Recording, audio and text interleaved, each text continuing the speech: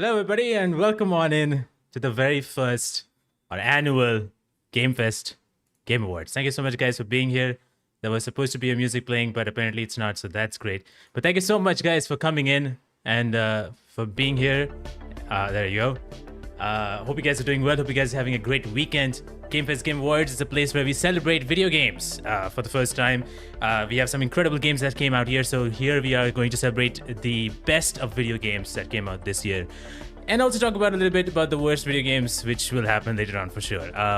We have a packed show for you today. We have special guest actors from big video games, such as God of War, Death Stranding, Baldur's Gate 3, and so many more are coming, being a part of this show as well. We have some amazing creators and cosplayers who are going to be part of this show. And not only that, we have video game giveaways and a possible sort of world premiere of sorts that you guys will get to see about a particular video game. Not only that, the most important thing, the reason why this show is happening, the reason why this stream is happening is because we are raising funds for Project Hope, a campaign that I'm running called Hope for All, which is going to be benefiting Project Hope and their fundraiser, Power Up Mental Health. You can actually donate by clicking the pinned comment or going to the description of this video or this live stream, and you can donate any amount that you want. Even as low as $1 would help them out. Project Hope and their mission is to help give access to mental health care to everybody that needs it, because obviously with COVID-19, a lot of people had suffered. And with things happening in Ukraine and Israel, there's a lot of people who are not able to take care of their mental health. And it's very important to take care of your mental health, because mental health care is health care. And so it is very important to take care of your mental health at the same time. And Project Hope is helping us, fulfill this mission. And Power Up Mental Health is one of the fundraisers that they're trying to utilize. And with this campaign, they can help a lot of people out. So feel free to donate. Any amount works, and if you donate more than $2 or more than $2, you get yourself into the video game giveaways. Now, there's a lot of video games giveaways that I'll be talking about in a moment.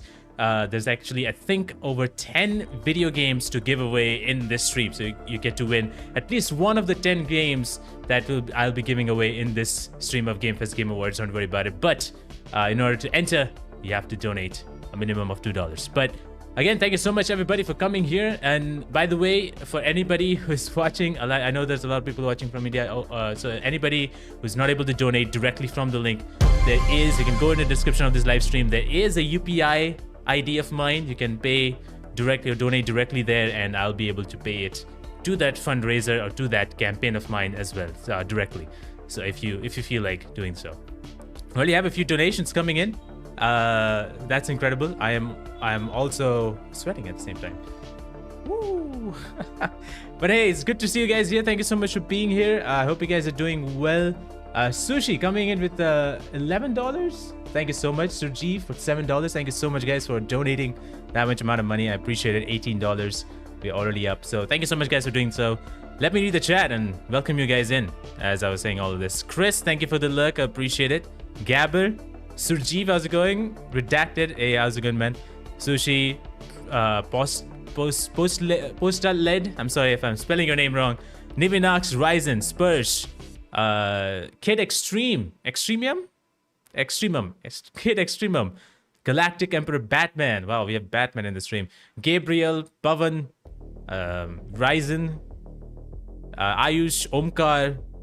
Thank you so much, guys, for joining in. I appreciate it. Thank you so much, guys, for being here. It's an incredible feeling for sure, and I hope you guys enjoyed the stream. And again, I'm always open to feedback. So if you guys have any feedback after the show is done, I would be happy to see it. So yeah, that would be absolutely amazing. Now I have to see something really quickly. But again, I hope you guys are doing well. I hope you guys are having a great weekend. We'll be getting into the awards in a little bit. But first, before we get into the award, obviously the biggest award is Game of the Year award, which is going to happen at the very end. But you guys can also vote for the ultimate Game of the Year award, which you can do right now. We're going to do 2 rounds of this ultimate Game of the Year award. And the round 1 is going to start right now with a poll that you can vote on right now as well. So this is round 1. We're going to have round 2 in a short bit. Vote along as who you think is the ultimate Game of the Year. We can have 8 nominations over there. 4 of them are here in round 1. We'll have 4 more in round 2. So thank you so much. Snowy Sushi had a message with the donation of thank you for being amazing. Thank you so much for being amazing on donating for this cause. It's lovely. Surjeev, thank you so much for giving 2 different donations. I just see that right now. But appreciate it. Thank you so much for guys for doing that. Again, if you want to donate, there is a pinned link up there. You can click that, or you can go to the description and donate as well. Hope STM, thank you so much for being here. Welcome on in. Guys, thank you again so much for coming in. I'm gonna say thank you a lot. Before we slowly jump into it, I want to know, what games do you guys like the most this year? Which games did you guys enjoy the most this year? You know, let me know in the comments. You can also at the same time vote around here and let me know all of that as well.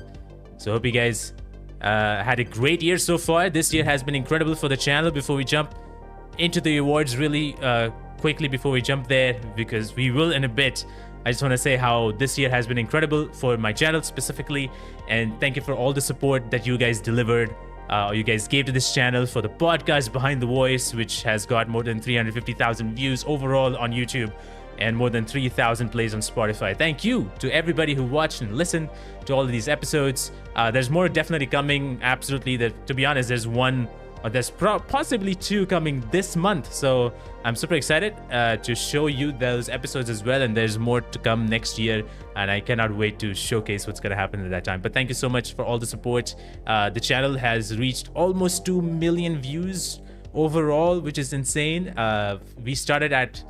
This year we started, I think, around 60 or something, or 50,000 views or something. I don't remember how much it was, or probably 30. And it grew to almost 2 million views. So that is amazing and insane. So thank you everybody again, as I said, for joining, for watching and for supporting. The channel is taking a different direction, different turn. So, you know, things are changing all the time, and there's a lot of things that I want to do as well. By the way, if you guys haven't already, I know most of you guys have done it, but if you guys haven't already, please hit the like button of this stream, and also share on social media, share it on the stream on Twitch and whatever. Pawan, thank you so much for the donation. Appreciate it, man. I hate that there's no sound, but there's supposed to be a sound. But there's no, let's say, hey, this Stefano's Disney, man. How's it going, Ant? Thank you so much for $5. Appreciate it. Pawan, thank you so much for the $3. Appreciate it. You guys are absolutely amazing. Thank you so much, guys, for the donation. Obviously, we have a $500 donation goal, as you can see that right down here. So that's the goal. We don't have to reach it today. We don't have to reach it right now. I mean, but I hope we could reach that goal. It's not the most important thing, but I hope we could reach that goal. But any amount that we raise in the end, it would be great. You hear the sound? Oh, okay. Oh, okay, never mind. I don't hear the sound. It's just me. Elden Ring, Game of the Year forever. Damn. Alan Wake 2 or Spider-Man 2. Okay, let's read. You know, guys, let me know what you think is your Game of the Year. Which game? Sound is audible. Thank you. Thank you for letting me know. Sushi and Ayush. Hey, Sonic, how's it going? Obi-Wan Kenobi, how's it going, man? Love your content. You deserve the support. Hope your channel grows even more. Thank you so much. I appreciate that. I appreciate that comment. Really, really, really do. I really hope so. There's a lot of, I have brand new dreams of mine, which I never expected. So, well, I'm hoping for the absolute best. But yeah, let me know in the chat if you guys have played games or any of the new games, or if you guys have played any games at all this year. Or at the same time, if you guys have any game that you like the most, let me know in the live chat right now which games impacted you the most, which games you loved playing the most, and which games you will never forget that you played this year or anytime. We already have few. You can see Surjeev saying Alan Wake 2 or Spider-Man 2 is his possible game of the year. A lot of people have said that actually, Spider-Man 2 or Alan Wake 2. I'm happy. Redacted, Alan Wake 2, and Baldur's Gate 3. I'm still working my way up onto Alan Wake 2. I just started, so it's crazy. It's a horror game, and I'm the big fan of horror games, which, by the way, we also have a category for that later on, but, you know, it's crazy. I still haven't finished it. I'm still playing it. I've played like an hour only, so there's a lot remaining. And I have a bug in my house. That's great.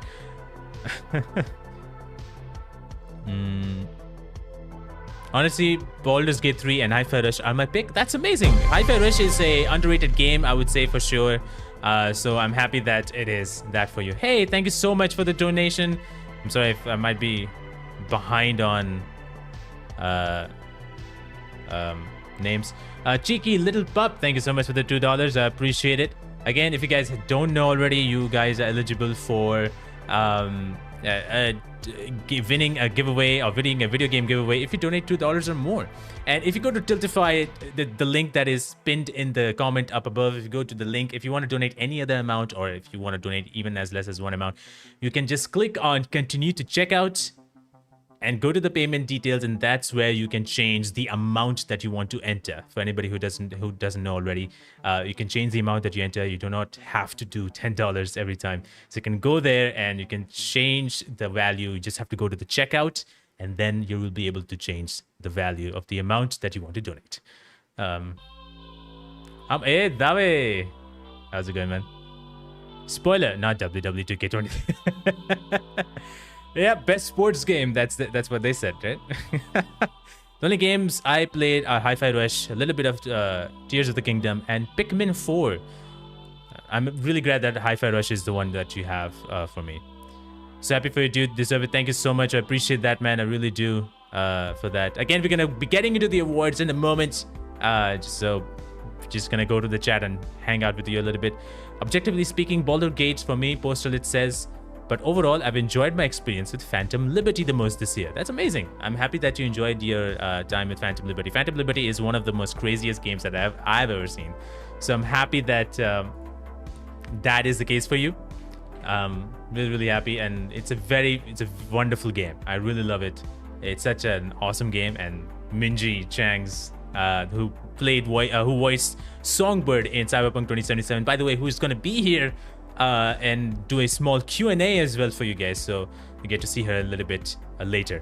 Obviously, if you guys don't know, the stream is probably going to be 3-ish hours long, just letting you guys know. Not so sure if it's going to be that long, but it could be shorter, it could be a little longer, but you're in here for around 3 hours or so. Cyberpunk 2077. Oh wait, hold on, I missed that one. Can't forget, can't stop playing. Charlie Brown says that. Thank you so much, Charlie Brown. Thank you so much for being here as well. Pavan says Resident Evil 4 for me. Resident Evil 4 remake. What a great remake. I'm gonna celebrate a remakes as well here today. Thank you. The Resident Evil 4 has been also incredible, and it always will be incredible. So yeah, it's such a great remake that they were able to build in such a good detail. So I'm happy that you enjoyed that. Phantom Liberty was so good, Surjeev. I really like Phantom Liberty 2, Sonic. Roshan, how's it going? I feel so left behind. I haven't played any of the new games from this year. My backlog isn't. No problem, man. No problem at all. Not an issue, man. I haven't played a lot of games, this year, unfortunately as well. So. Amazing cause, keep it going. Thank you so much, Dave. Thank you so much for being here, taking the time out and being here. I appreciate that. Liked the redemption arc for Cyberpunk. Yes, the redemption arc for Cyberpunk 2077 was amazing. Geez, man, you didn't nominate Yongie for best performance. Well, I'm not gonna get into that. The Talos Principle 2 was an amazing sequel. Seems like this year most sequels and remakes are amazing. Yes, Talos Principle 2, a game that I would probably not be able to play. I would love to try out. It's a puzzle game, good puzzles, and there's a good story around as well. And yeah, I'm really happy with that game as well. I haven't bought any of the new games. I'm preparing for Tekken 8 and GTA 6. Those are two on my radar mainly. Well, I hope you get to play GTA 6. It's coming on 2025. Don't know when, but I'm looking forward to it. Tekken 8, not a big fighter game guy, but hey, Tekken, I played Tekken 7 And I actually enjoy the story. So I'm looking forward to see what will happen with Tekken 8. Mayuk, man, how's it going? Thank you so much for being here. I agree about Songbird. Minji's performance was awesome. Yes, it was. Spursh says his game of the year is Spider-Man 2 and Baldur's Gate 3. By the way, if you guys don't already know, there is a poll running up right now. Ultimate Game of the Year round 1. We'll get you nice. We'll let you guys know who won by the end of the stream based on the chat. Galactic Emperor Batman. I know that Helen Keeley will be a guest. I'm excited. Yes, Helen Keeley, Dame Aelin, the voice of Dame Aelin and the actor who played Dame Aelin from Baldur's Gate 3 is going to be here. So I'm excited for that as well. Happy to Cyberpunk to win the best community support. Yes, in the Game Awards. I'm happy for that. I got my tea and snacks ready. Hell yeah. Ancient One, man. How's it going? Aman. Dude, I played Tekken 8 beta and oh my, just get the hell, there's a bug. I played Tekken 8 beta and I am hyped. That's amazing. That's amazing. Tekken 8 is hype. That's awesome. That's amazing. I actually am happy about that. Do you think Cyberpunk can still get a second expansion? I'm not so sure. It seems like the expansion things are done for now. I think they're all.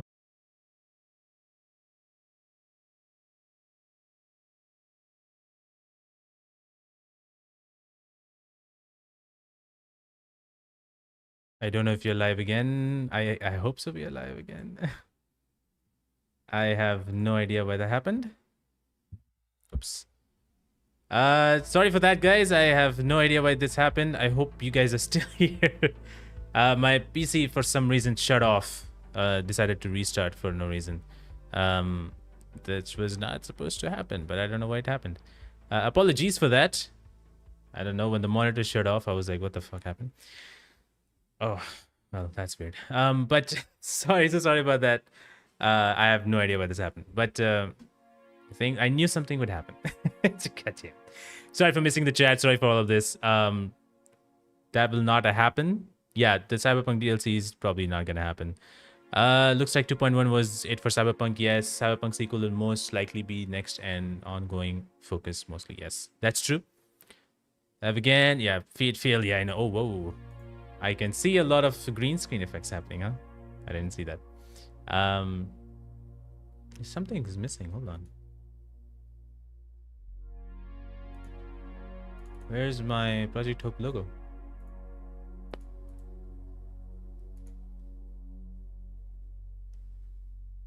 What? Where's my Project Hope logo? Well, some things didn't work that well, did it? But hey, if you guys, by the way, thank you so much for going with all of this. This is just crazy here. But anyway, if you guys want to talk about, I guess you missed this. Yeah, damn it. I saw that coming from a mile away.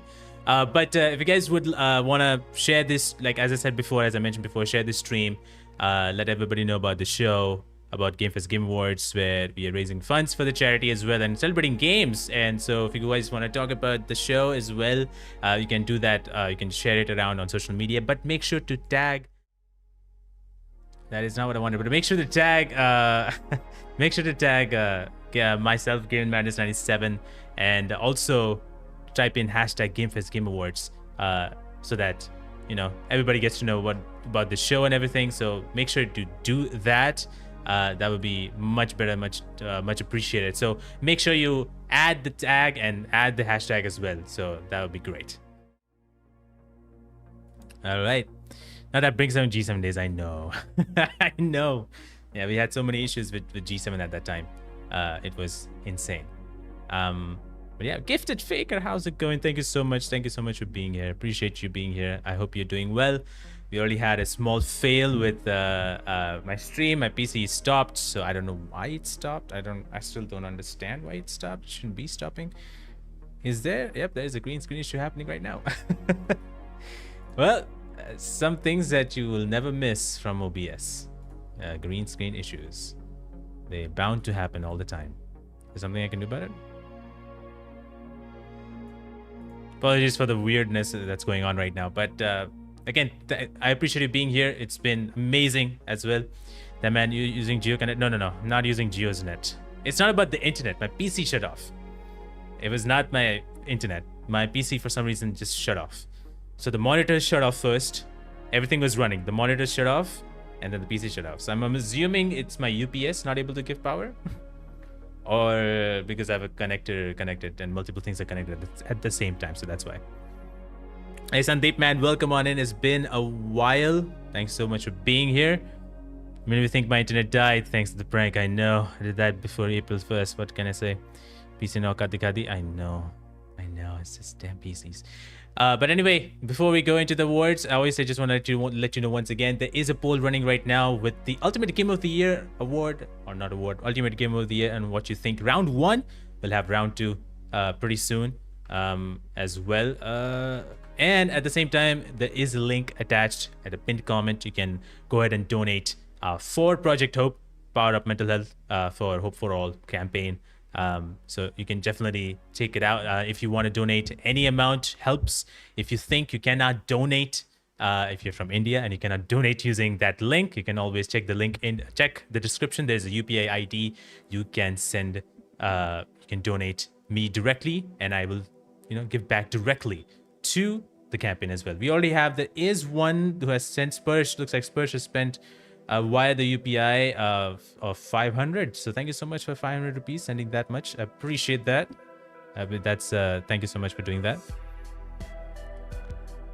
Work. Did you check the God of War DLC? I have not checked the God of War DLC, unfortunately. I haven't downloaded it yet, so I would love to download it soon and play it. Probably tomorrow. That's what I'm hoping. So it's in the description, Rieselbob. You can just see it. There's a UPI ID mentioned there.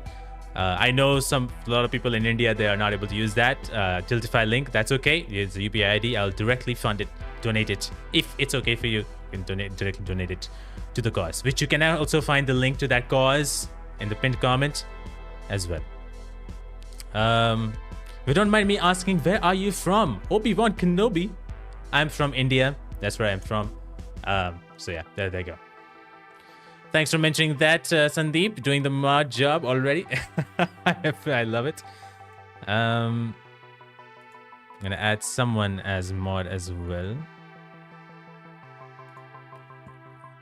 Impromptu mod, but Sushi, you are an mod from out of nowhere. Sorry about that. All right, hold on, guys. I have to do something really quickly here. Alright, we're gonna take a look at that later on. Love India, that's amazing. Head back to modding, I know, right? Back to modding.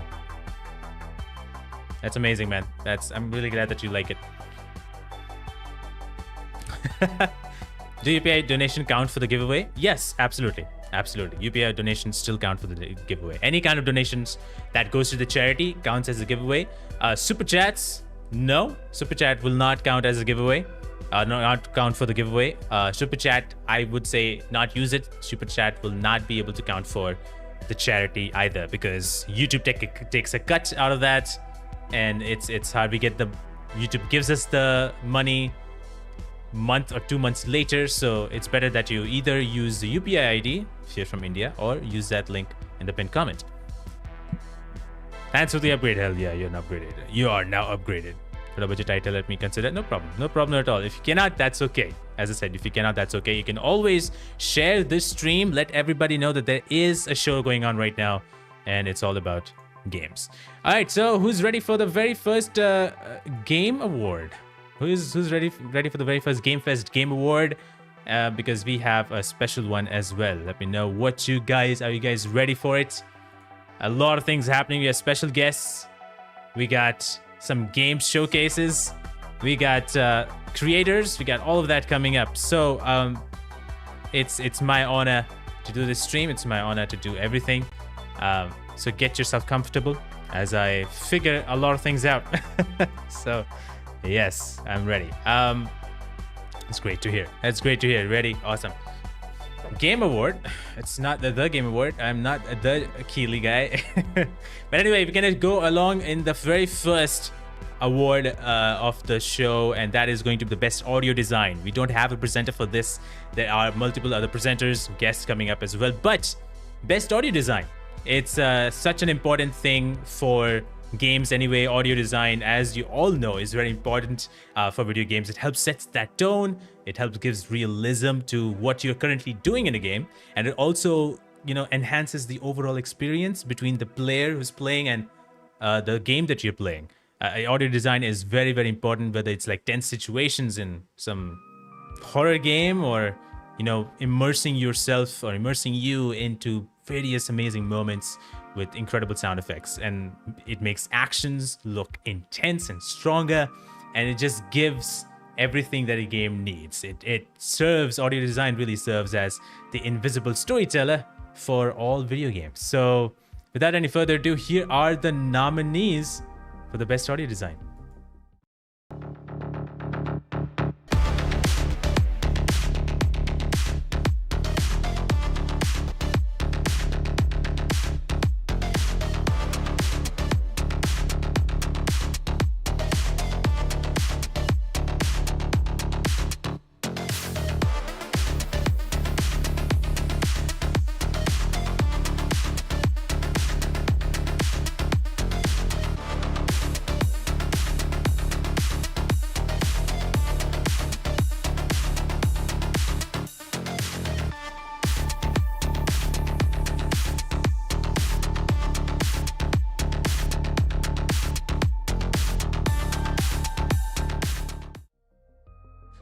That's good on nominations, right? You get Alan Wake 2, Hi-Fi Rush, Final Fantasy, Dead Space Remake, Marvel Spider-Man, Diablo 4, some really, really good games.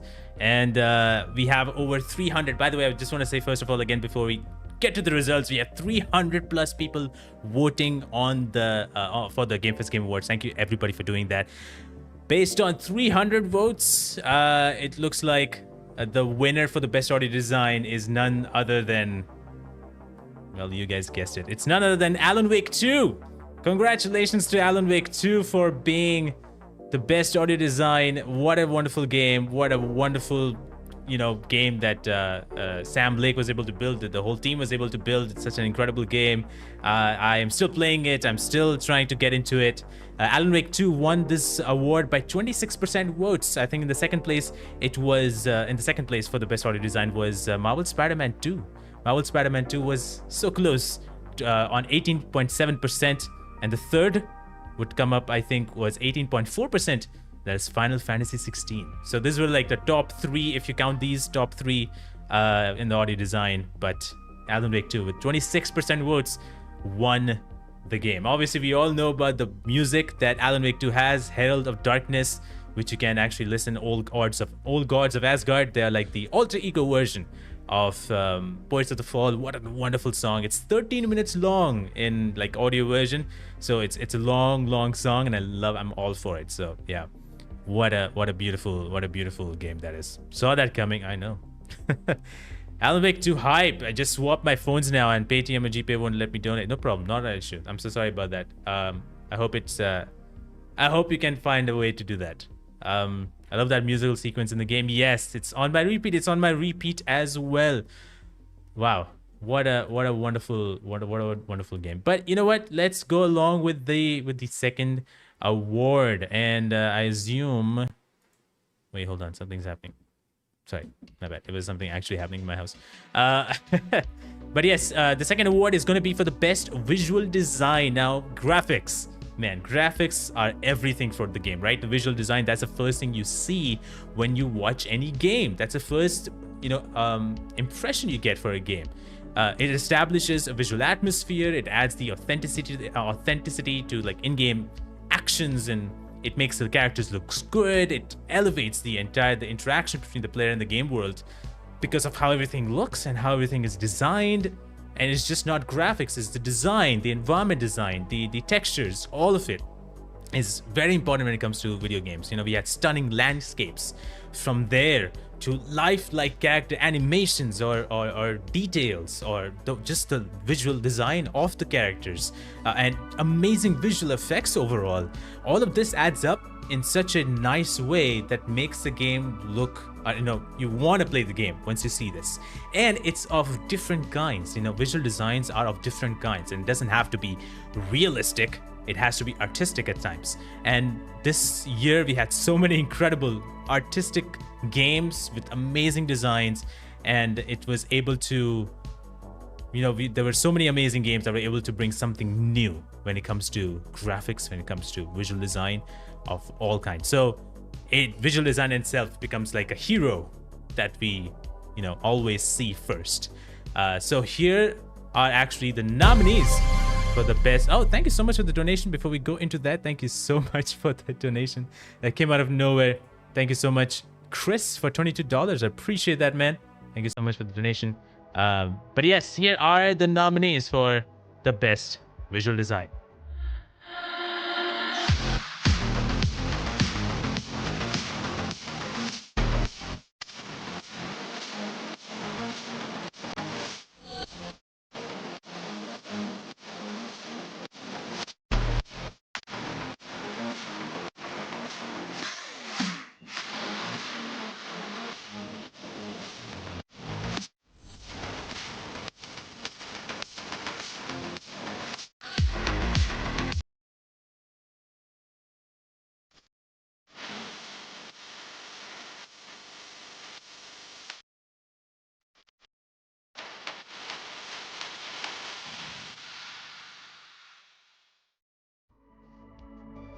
Lies of Peace in there. Yeah, those are the nominations of the best visual design. Great games, I gotta say. To be honest, all the nominees in the GameFest Game Awards are amazing. All the games that are not in the nominees are also amazing. There's tons of games that are great. All the games that are in the nominees doesn't mean that they are the best ones. There's some amazing, incredible ones as well. But who do you think is the winner would be for the best visual design? Is it Alan Wake 2? Is it Hogwarts Legacy? Is it Marvel's Spider-Man 2? Lies of P? Hi-Fi Rush? Or Horizon Forbidden West Burning Shores DLC? Which game do you think is going to take away the best visual design? What do you guys think? Cool music selection, thank you so much. Alan Wake 2 and yeah, Phantom Liberty as well. Action Phantom Liberty, if DLC was nominated for best visual design, well, I know it ain't much, but I'm happy to contribute. Thank you so much. Any amount, Chris, any amount, whether it's $1 or 22, I really appreciate that. It really helps out a lot. So thank you so much. Spider-Man 2, Alan Wake 2 looks good, not gonna lie. I mean, to be honest, all the game looks amazing, to be honest, really. Including Hi-Fi Rush. And I gotta say, before we jump into the winner and announce who the winner is, Hi-Fi Rush is really underrated. Has an amazing visual design and an amazing art style. So I love that so much. It's truly next gen. All right, so let's just go and check out who actually is the winner for the best visual design. Again, 300 plus people have voted on this. And with 24.7% votes, it's none other than Alan Wake 2. Alan Wake 2 has won the best visual design in GameFest Game Awards. As always, just like in best audio design, Alan Wake 2 with 24.7% votes winning the best visual design. In the second place actually is Hogwarts Legacy. That game is in the second place with 17.4% votes. That is incredible to see. Hogwarts Legacy, people still remember that, and that's amazing to see. And in the third place, based on the vote, 16% vote went into Horizon Forbidden West Burning Shores. So those are the three, top three, if you want to consider that. But the winner was Alan Wake 2. I'm such an amazing game, man. I just have to say, I'm just super happy that this game exists. I'm super happy. I'm a big fan of Remedy.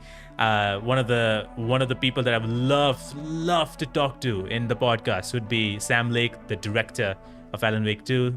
Such a wonderful man. The original Max Payne. I would love to talk to him, but what an amazing game that these guys were able to develop, and I don't want them to stop Alan Wake. I want them to continue, and I'm still playing the game, and I'm just super excited for that. But as Gifted Faker has already mentioned in the chat, yes, Project Hope and their fundraiser Power Up Mental Health is an amazing cause. They help, they're trying to give access to mental health care for people all around the world. And with everything that's happening in the world right now, situation is not the very best for a lot of people. It's easy for us to sit here and, see it, but it's very hard for those people out there who are actually suffering. So Power Up Mental Health fundraiser and this campaign of theirs, of Project Hope, is trying to give that mental health care access and give that access of mental health care to those people who are in need. So any type of donations would definitely help, would be really appreciated. And it's okay if you don't reach a goal that's over there. It's definitely okay. That's not a big issue. But yes, any kind of amount would be great. I know that game is old by now, but RDR2 has such... Yes, RDR2 absolutely has amazing graphics. That's very, very true. And I'm not going to deny that. It's amazing. It's an amazing looking game. To be honest, that's another game that I'm still trying to play. So there's that. Every $3 is an hour of mental health support for someone, and that is absolutely wonderful. Exactly. As Faker is trying to say, that is absolutely right. And there's a lot of things that that is important when it comes to this. We can help a lot of people. We can help people who are in need, and especially there's a lot of things. For example, if you donate more than $11, you can get a first aid kit to someone, which is very, very cool. Giving more than $50 can actually give 20 hours of mental health training to be given mental health and support and training that somebody can receive. 20 hours of that. That is amazing. And if you give $50 or more, and obviously if you give $300, if you donate that much amount, they can deploy a medical volunteer for people who are in need. So very, very important. Very, very something that I really support. And yeah, this cause is something that I hope you guys donate to this. W to Project Hope. Yeah, W to Project Hope. It's never too late to visit RDR2. I still am. I will one day finish it. I haven't finished that game. So a lot of people would be very mad at me. But anyway, we're going to move along to the next award. And we got to say that the next award is going to be for the Best Music award. Now, music is very important, as we all know. To be honest, music is something that is very, very important for me, especially when it comes to games. If there is a music that is able to build me up, build me up for a particular scene, I'm all for it. There's a lot of games that have some dramatic moments with an intense music, and I love listening to that music. Changes the scene for me. Well, here to present the award for Best Music, we have a very special guest. She is Katie Pence. You may know as Steph from Life is Strange Before the Storm and Life is Strange True Colors. She's joining here to present the award, so let's jump right in to Best Music. In the world of gaming, music is like the magic that makes everything come alive. It's the storyteller that guides our emotions and establishes the atmosphere for our gaming adventures, turning each moment into something memorable. Today, we acknowledge the incredible talents behind the scenes, crafting these remarkable soundtracks that enhance our gaming experience. Let's recognize these fantastic tunes as we explore the nominees for Best Music.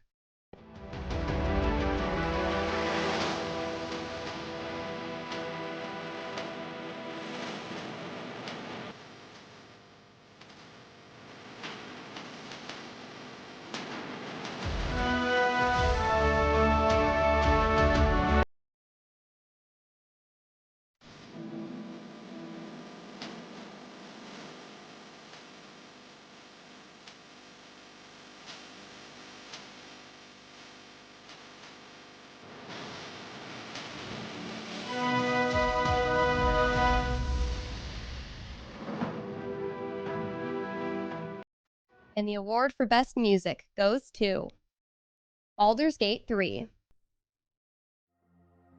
Oh yeah, that's right. Baldur's Gate 3 is the one who wins the Best Music by a large margin. Best Music Award goes to Baldur's Gate 3. What a game, with 48% votes. 48% votes out of 323 responses. 48% votes went to Baldur's Gate 3. Smashed it out of the ground, just like poof, just smashed it out of the ground. 48%, and actually the second place was Alan Wake 2, and the third place was Hi-Fi Rush. Actually, second place was actually Marvel Spider-Man 2, and the third place was Alan Wake 2, my bad. But Baldur's Gate 3 won by a huge margin. Like, insane margin, holy crap. I gotta say, I had the privilege of talking to a lot of voice actors, or actors, I gotta say. A lot of actors from Baldur's Gate 3. Devorah Wild, who voiced or played Lae'zel from Baldur's Gate 3. I was able to talk to her. She was my first ever guest from Baldur's Gate 3 It reached to a lot of people. I had got to see so many amazing comments and so many lovely comments from that episode. I was able to talk to Neil Newman, who actually won the best performance in the Game Awards. He played Astarion in Baldur's Gate 3. A lot of people are fans of him. A lot of girls are in love with him. I got to talk to him as well. Karlak, Samantha Beard, who played Karlak. I got to talk to her. Amelia Tyler, who was the narrator in Baldur's Gate 3. I got to talk to her. And Helen Keeley, who played Dame Aelin in Baldur's Gate 3. I got to talk to her, who will be appearing later on in the show as well. So it was such an amazing roller coaster ride with Baldur's Gate 3 and me and the podcast as well. So I'm super thankful that I got to share all these stories with people who really enjoy the game and really love the characters and have been enjoying the game overall. So congratulations to Baldur's Gate 3 for winning that award. What a great game. And I think if you guys haven't played it, thank you so much for the donation, by the way. Fen X Lee, thank you so much for $15. I appreciate that. I really do appreciate that. Thank you so much for doing that. By the way, if you guys, I do know that there is a UPI ID as well. So if you guys are donating, do let me know. I've only seen one. So if you guys are using UPI ID to donate, that also gets into the cause. That does not get added into this, unfortunately, but that does help the cause. And your name will also will be entered into the giveaway. So yeah, happy to help. Thank you so much, Finexley. Thank you so much for doing that. I appreciate it. I also talked about Emma Gregory. Yeah, Emma Gregory. I also talked to her. I completely forgot. My God, I'm so sorry. I'm so sorry about that. Emma Gregory, who played Minthara. What an amazing person. Beautiful. All these people are amazing. Like, absolutely amazing. I got the opportunity. And I will say, I might have another opportunity to talk to someone else from Baldur's Gate 3. So stay tuned for that and more. It's gonna be awesome. All right, so it's time for the next award, or is it time for something else? Because we might have someone coming in to talk about something, and this is a special guest. She streams on YouTube, on Twitch, not YouTube. She streams on Twitch. She's a Twitch partner, and she goes by the name Magnetic, and she's here to talk about the games that she enjoyed playing this year in 2023, and she has a lot to say and some really incredible games. So over to Magnetic as she talks about her favorite games.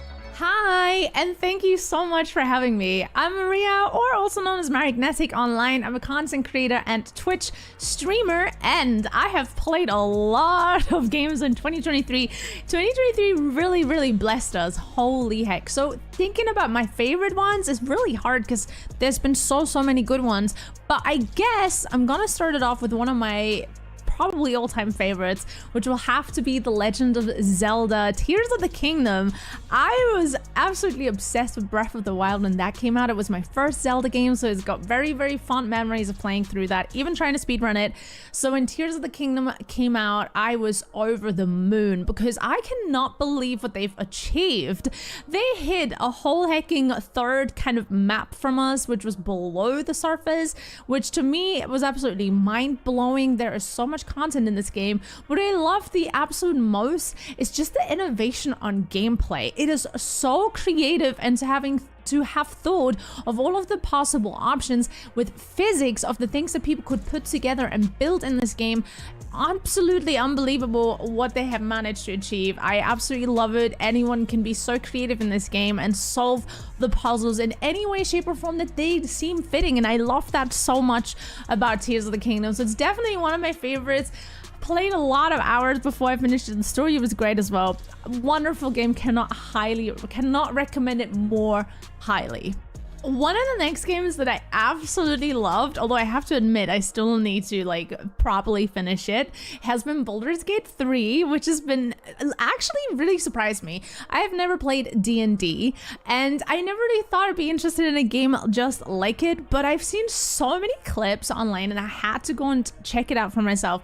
And when I did, oh boy, was I hooked on just the narrative alone. I really loved all of the different options you have and how it really kind of encapsulates what D&D is, with making random choices and it actually kind of having an effect in the game. You can practically do anything, which is absolutely mind-blowing to me. I had an absolutely amazing time with it. Granted, the combat I have to get used to a bit more because it's not something that I usually play, but the voice acting was top-notch. I am in love with all the characters and like just the sheer amount of choice that you have in this game, and plus it looks absolutely beautiful. One of my absolute favorites this year, and I'm so glad that I jumped into it and checked it out. Another one of my favorites will have to be Spider-Man 2. I love Spider-Man 2 so much. Granted, it is short. I would have not minded it being a bit longer, but there's been so many long games this year that I kind of was also happy that it wasn't like super long. You could platinum it fairly quickly, which was super nice. I love the narrative. Again, I'm a big person on narrative. I love me a good story, and Spider-Man 2 did not disappoint. I really liked their take on the Venom story, and my god, this game is so beautiful.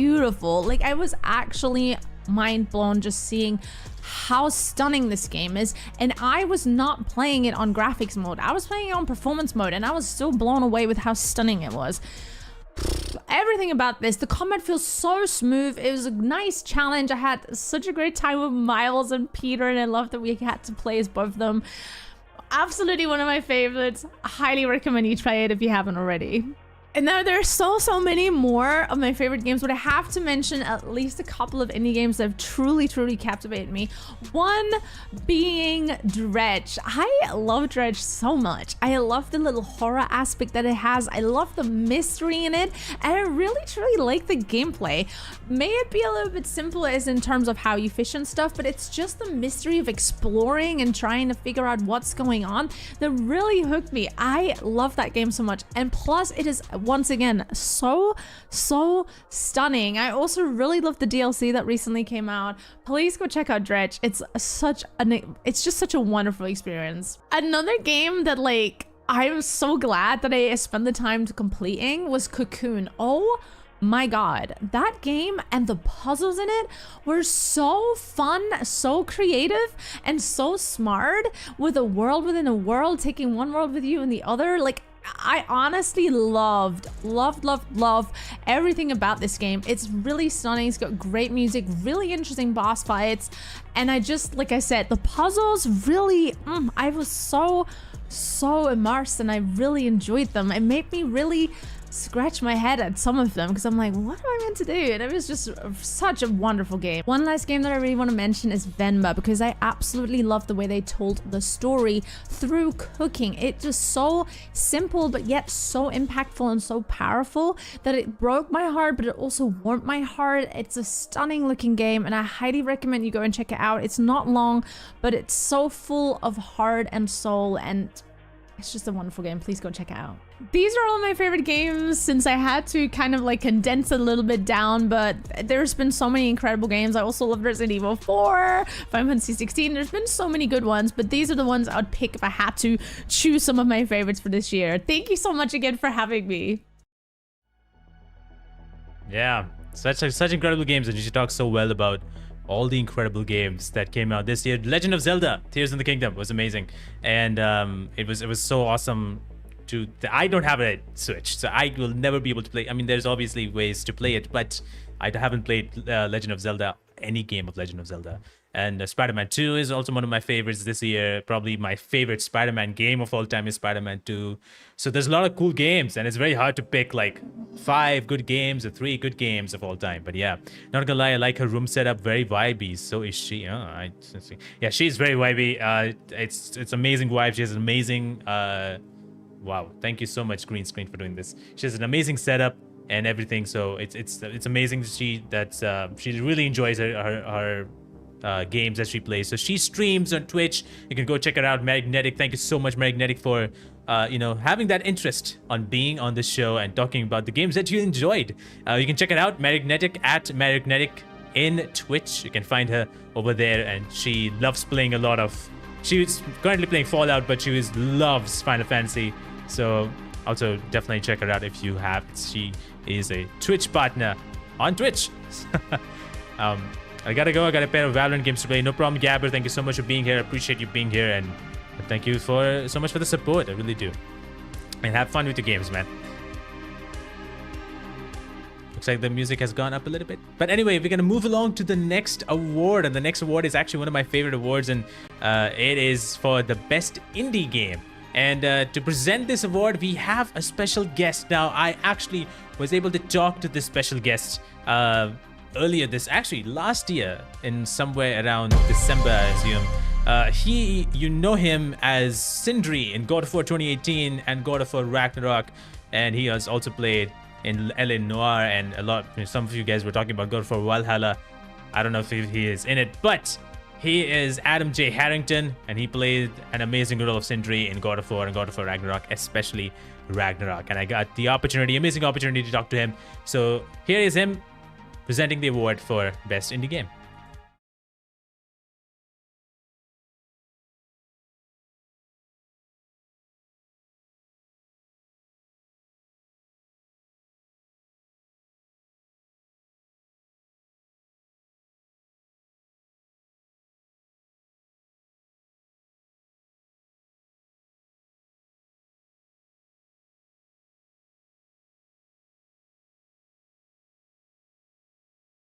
Different than the major AAA titles, and the following nominees have added their magical touch to our gaming lives, because they remind us once and again that creativity and innovation knows no bounds. Here are the nominees for Best Indie Game.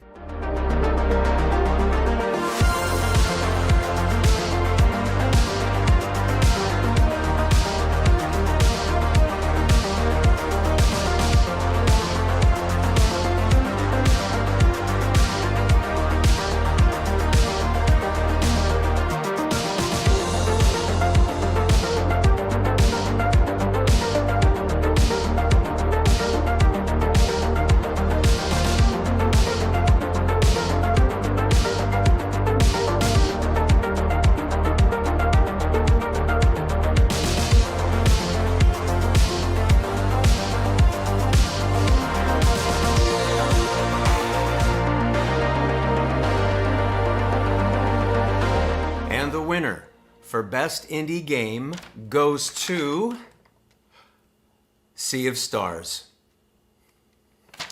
Congratulations to all the nominees, and enjoy the rest of the show. Well, sorry about the audio issue. I didn't see that happening. But yes, Sea of Stars has won the Best Indie Game award in GameFest Game Awards. It's an amazing game.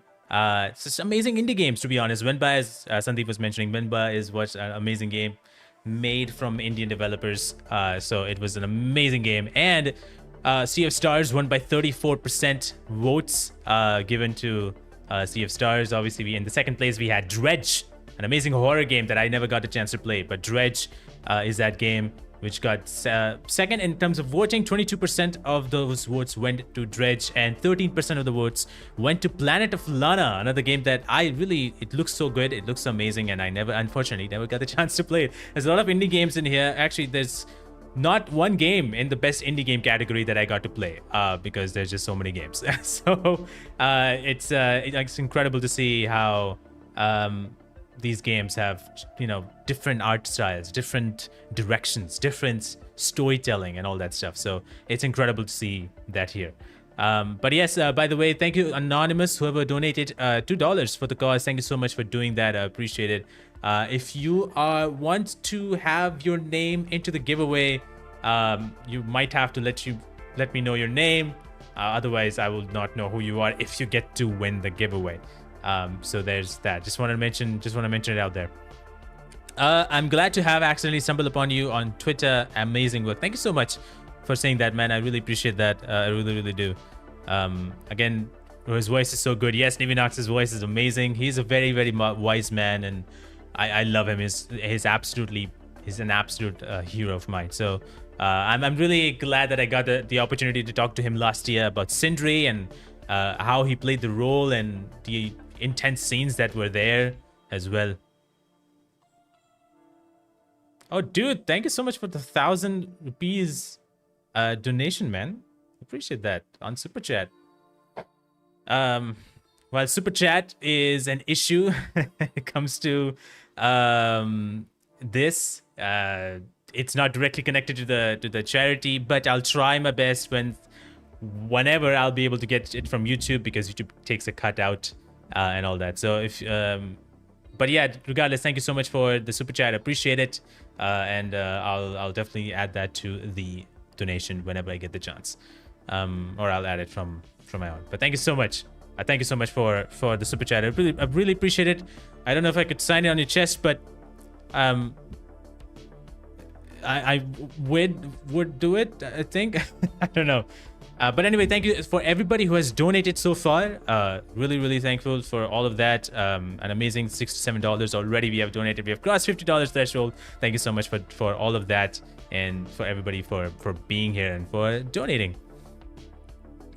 Monday we can do a chest signing. I guess so. Do it on stream. Do it on stream? What do you mean? But yes, regardless, the best indie game was that. But another cool thing about indie games is there's so many games coming out every single year. To be honest, every single month. Sometimes every single month there's an indie game coming out, and there's so many game developers who are trying to create some really cool and awesome games. And one of them is actually called Dungeons of Hinterberg. If you guys don't know about this game, it's an amazing looking, amazing art style game. It's more of an adventure game, and I just loved the way it looked when I first saw it. There's a trailer out there already. When I first saw it, I really loved the way it looked. And today we have one of those sort of world premiere moments where I have a special video for you guys, where the developers behind Dungeons of Hinterberg describe about this game and talk about what this game actually has and what this game actually offers when it comes out next year. Hey everyone, I'm Regina Reisinger. I'm co-directing Dungeons of Hinterberg, and I'm the art director on the project. And I'm Philipp Seyfried. I'm co-directing Dungeons of Hinterberg, and I'm the technical director on the project. Together we lead Microbird Games, a small indie game studio of 10 people based in Vienna, Austria. And we're really excited to give you a closer look at our first game, Dungeons of Hinterberg, today. Today we are going on a hike through one of Hinterberg's surrounding areas, a deep forest called Schachenwald. And we'll take you all the way to the first dungeon of the area. Dungeons of Hinterberg is a single-player action RPG with social simulation elements that takes you on a vacation to the Austrian Alps. 25 magical dungeons have recently appeared around the village of Hinterberg, attracting adventurers and tourists from all over the world. You'll be exploring alpine landscapes, solving puzzles, hunting for loot, and battling mythical monsters. Our hero Luisa wields a sword with light and heavy attacks, and can of course also dodge incoming enemy attacks. She can also use magic skills in combat. A bit more on that later. There's tons of different enemy types with unique abilities. Right now, we're still early in the game, so we're seeing smaller creatures around here. But even those have some pesky moves. Each in-game day you venture out into one of 4 distinct overworlds in search of a dungeon. Each area comes with its own set of magic skills, which you get from skill shrines like this one. Magic skills play an essential role in solving the many puzzles scattered throughout the dungeons. In the forest and its magic grove dungeons, you'll be using wind magic. Create a magic whirlwind that can carry you safely over hazards, or conjure up an airy projectile to push things from afar. The magic skills that are bound to each area are also useful in combat. You can use the whirlwind skill to pick yourself up out of melee range and to plow through enemies, knocking them over, and the wind projectile is great for dealing with enemies at range. Our enemies are all loosely inspired by creatures from Alpine mythology. In Austria, there's a tradition where in December people dress up as frightening creatures and roam around towns wearing masks and costumes. The most famous of these creatures is obviously the Krampus. But a lot of them aren't just outright scary, but quirky and fun, and they provide this treasure trove of weird and fascinating imagery. And in the game, our enemies consist of a kind of magical purple goo, but they wear masks that mimic these traditional creatures. So we've dispatched with the enemies and will now make our way up the giant trees over there, where a dungeon portal will be waiting for us.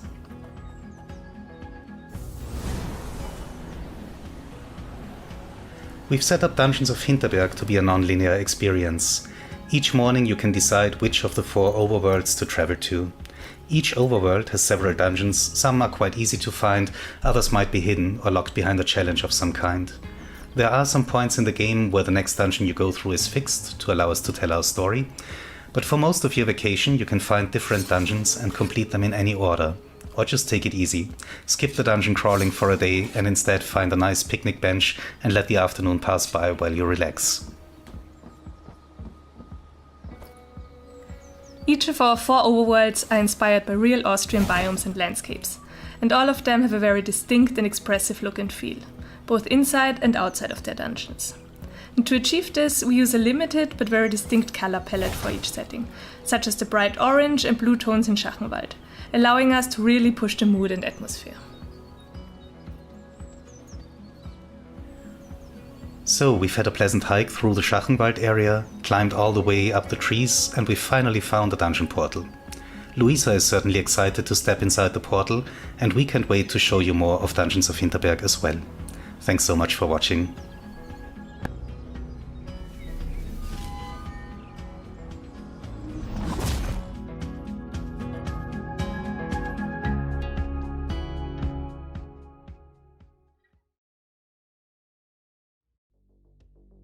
Thanks to Curve Games for actually providing that amazing little clip and an interview sort of thing about Dungeons of Hinterberg. It looks amazing, incredible, and amazing to see that they were able to incorporate their culture into this game, and it just looks so beautiful. The art style is the one that catches me always, and I love that art style. I've seen some other games also having that art style as well, and it's one of these art styles that just, wow, like I want to play that game. It's just one of those things, and even the combat looks great. It's so much fun to see these new types of games coming out. It's coming out in 2024. We don't have a date yet, but I am excited to play this game and hopefully get the opportunity to talk to the developers themselves and share their story and why they wanted to make this game and what inspired them to make this game and share their story as well. So it was such an amazing game. It looks absolutely amazing. So I really want to thank the team and to giving the opportunity to share this video straight to you as a world premiere, as an exclusive.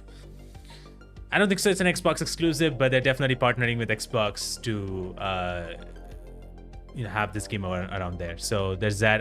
I'm not sure if it's coming on Xbox Game Pass though. It might be, because it's an indie game. It's an indie game studio. We'll have to see what happens. Oh, never mind. Well, I guess I was wrong. It seems to be an Xbox exclusive game as of right now. Dungeons of Hinterberg. It's on Steam, but it's also on Xbox and the Xbox consoles, and it's on Steam. So, sort of the exclusive to Microsoft or Xbox, you can say, I guess. For now, it's not available on PlayStation, but who knows? Things can change.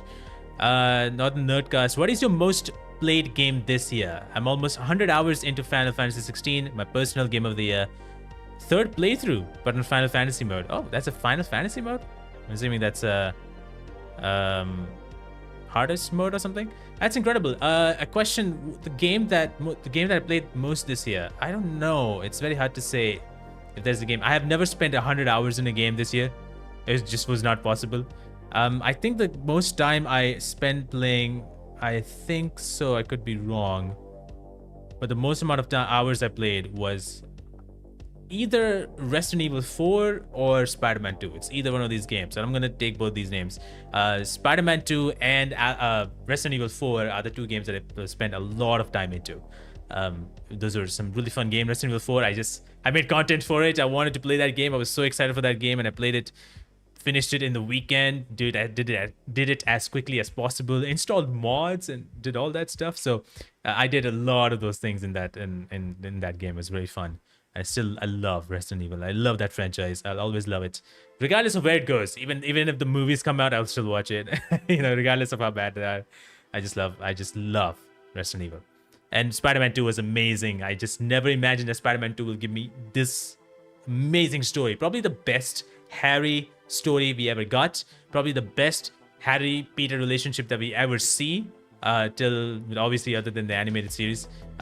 It was amazing. I just loved that so much. And I loved Venom, possibly more than the Venom movie. So I really enjoyed it, and it was some amazing, like, parkour is always good. The swinging is always good. So it was great. I still haven't platinumed it. I would like to. If I give myself enough time, I would definitely do it. Baldur Gate 3 is just a refreshing experience this year. Yes, Baldur Gate 3 is definitely a very refreshing game. I don't think so there's any other game that can come as close to as what Baldur's Gate 3 did. You can literally do anything. And as Magnetic mentioned earlier, you can literally do anything in that game. It's just that amazing. And amazing characters, like absolutely amazing characters, amazing stories for each of these characters. I think Lae'zel's story is one of the ones that I really liked a lot. So amazing storylines. Astarian's has an amazing story as well. Every single character has an amazing story. So you can take and go in any direction you want, which is the best thing. And you can really try a new playthrough and go for Dark Urge and all that stuff. So it's just insane, amazing.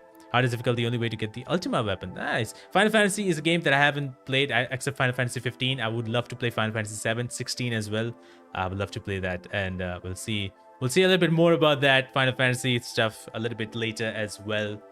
Well, we have a special guest from Final Fantasy 16 himself. We'll get to see him shortly later on. He'll be presenting one of the awards as we go through. I hope you guys are enjoying this stream so far. If you guys haven't already, there's a link in the pinned comment. You can go ahead and donate for the cause, Project Hope. The campaign is Hope for All. It goes for Project Hope. We have a goal of $500 so far. Right now we are at 87. Thank you so much, everybody. Also, Aman, Ancient One, thank you so much for giving $20 for this cause. I appreciate that. So $87 raised. We are close to $100. Thank you so much for getting us there and all that stuff. And now, again, as I said, I hope you guys are enjoying the show so far. But before we do anything, let's jump into how about we jump into the very well. Before I say that, I just want to make sure that you guys know that if you guys donate $2 or more, you are eligible for video game giveaways. I'm giving away a lot of video games in this stream, about 10 video games I assume in this stream. So if you guys donate, you can actually get an opportunity to win one of the games. There is a game for Dead Space Remake.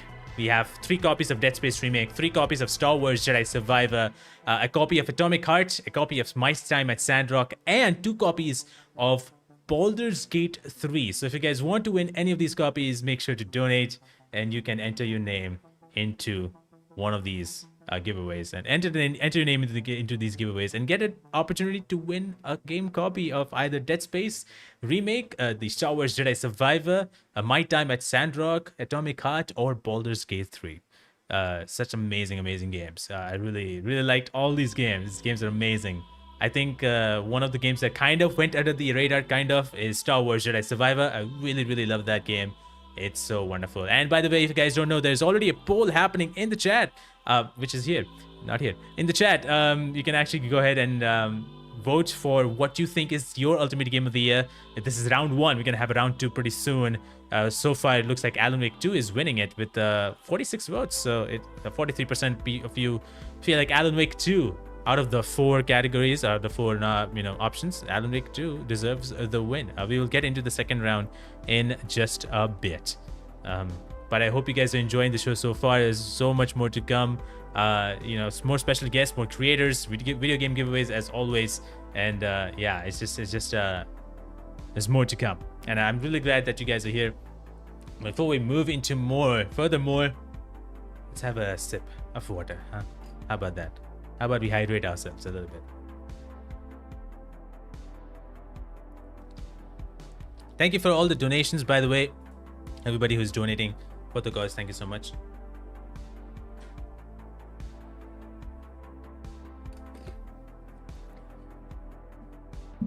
Gagan Palia, thank you so much for joining the stream. I hope you're doing well. Welcome to GameFest Game Awards. Hey, Dan Allen, thank you so much for being here, man. I appreciate that. Thank you so much. Hope you're doing well. And hope you are having a great day. Dan Allen, what a wonderful person here. An amazing YouTube creator and, one of the guys who also talk to voice actors and actors from games. He's been doing it for a while, and to be honest, I'm really inspired by him as well, and he inspires me to do better. So thank you so much for being here, Dan. He has actually talked to the directors from Pit Stop, who are the ones who, directed the voice actors from or actors from Baldur's Gate 3. So check him out. He has done some amazing interviews, amazing guests. So thank you so much for being here. The Dan Allen, yeah. But yes, as Sandeep mentioned, if you are from India and you are not able to donate via the link in the pinned comment, you can always use the UPI ID. You know what it is. You can use the UPI ID to donate directly to me, and I'll directly donate to the cause from that same link that is attached in the pinned comment. Yoshikaze, the owner, thank you so much for being here. I hope you're doing well. Hope you're having a great weekend. Start of the weekend already. Let me know what is your game of the year? What is the best game you played this year? And by the way, if you guys haven't already, hit the like button. It really helps the stream out, really helps my channel out. And if you want to talk about GameFest, Game Awards, you can always do that by sharing it on social media and letting everybody know, and using the hashtag. I really need to change that. Using the hashtag GameFest Game Awards and tagging me, and that is GameMadness97. It's on Twitter or Instagram or actually anywhere else other than YouTube. But you can tag me with it and let everybody know about the show, about the stream, and make sure to use hashtag GameFest Game Awards. Again, what amazing show so far. I'm loving it. And we have the game of the year yet to still to do. So don't worry about it. We got more special guests and more giveaways happening soon. All right. You know what? Without any further ado, thank you, Dan. Thank you, Dan, for the $100, man. Thank you so much for the amazing $100. I thank you so much for the generous donation, man. I really, really appreciate it. I hope you're doing well. Thank you so much for all the confidence and all the for believing in me as well, and for helping me out in any way, shape, or form. So thank you so much for the $100. I really, really, really appreciate it. Guys, if you haven't already, if you haven't seen Dan Allen Gaming, do definitely check him out. His podcast as well, I can say, is amazing. He has talked to a lot of actors, including Troy Baker, who is someone I want to talk to as well, and a lot of other actors. And he recently talked to Ned. So it's amazing. He's been talking to some GTA 5 actors. So yeah, definitely check him out if you haven't already. Donated some from my side. Gagan Palia, thank you so much. Yeah, I just saw that. Thank you so much for sending that much amount. Thank you so much, man. I appreciate it. Really, really do. Using PhonePay. Thank you. That's amazing. Warrior Princess Zena, thank you so much for $11. I really appreciate it, guys. We are closing on to 200. Thank you so much, everybody, for donating. Yeah, I think we are actually in $200 because based on the UPI payments that I've received, I think we are close to. I think we are at $200. So thank you so much for helping me cross $200 on this. We are almost halfway there to fulfilling the goal, which is $500. So thank you so much, everybody, for doing that. Sorry about that. You would have done a great job. Thank you so much, Dan, for saying that. I really, really do appreciate it. Anyway, so we're going to jump into the next thing. And the next thing is going to be, we're going to do our first video game giveaway. That's right. It's time to do some video game giveaways with also, obviously, the new donations that we have come upon. Let me make sure that I add their names before we do the giveaway. So, Gagan, you were literally on time. So we're gonna move into the very first giveaway, and I think the very first giveaway should be about which game should it be about? I'm assuming let's go for the game that I actually really enjoyed the most. We're gonna give away the first game we are going to give away. Holy crap, I cannot spell. The first game we are going to give away is going to be Dead Space Remake. This is for the PC version on Steam, or I think it's on EA Play, not EA Play, my bad. The EA desktop app, I assume. But this is the PC version of Dead Space Remake, and we're gonna go into that giveaway right now. If I can find a way to hide this. I did something. There you go. I think I'm just gonna take that off, or keep it on. Whatever. All right.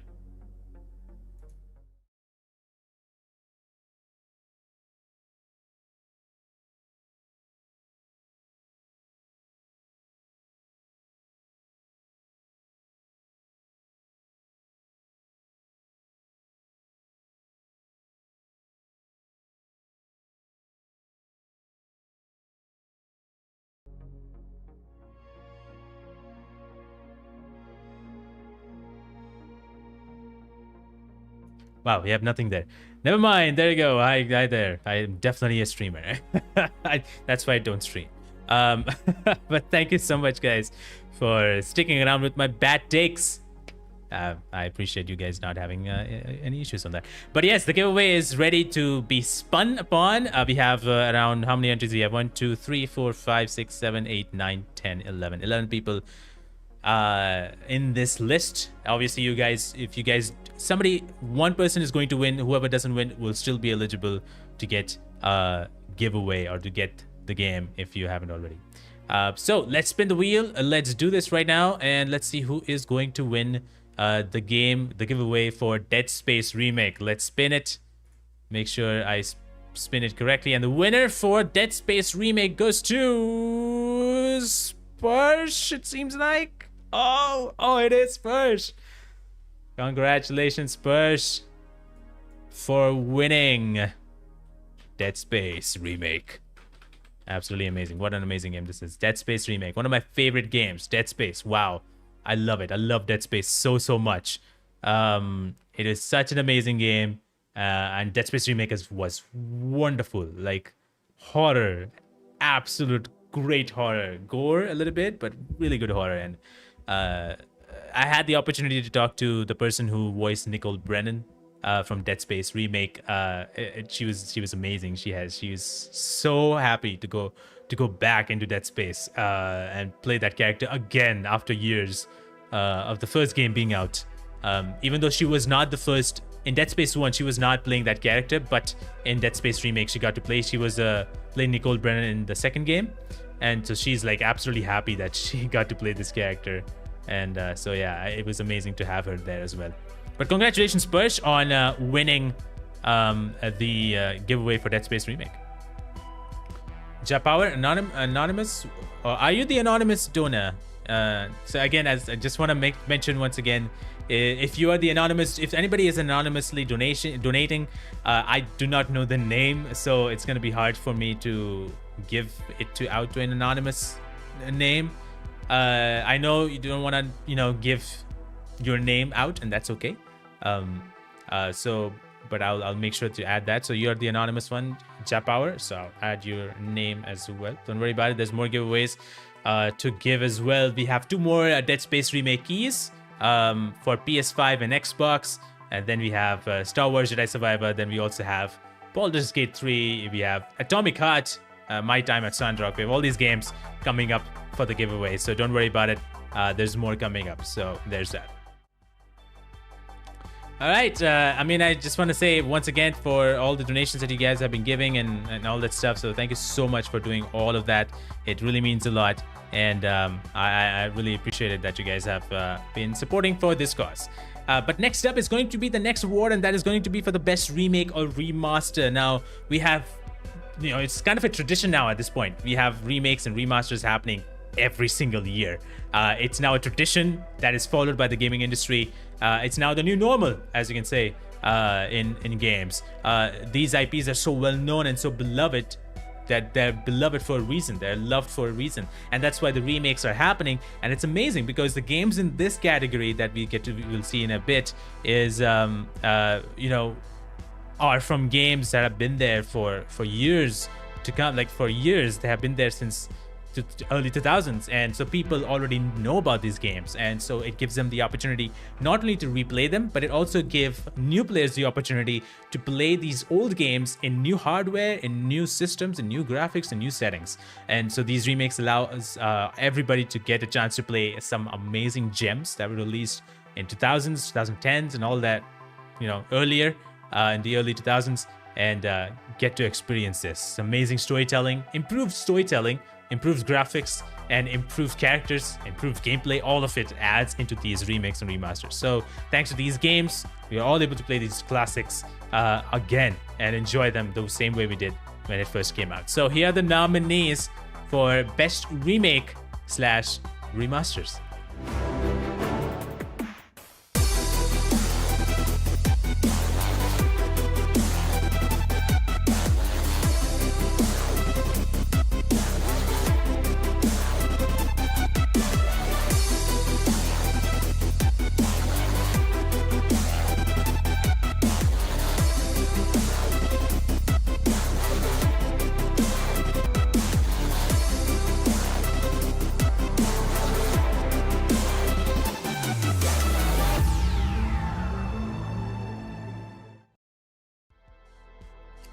Yeah, Dragon Ishin is there as well. Amazing game.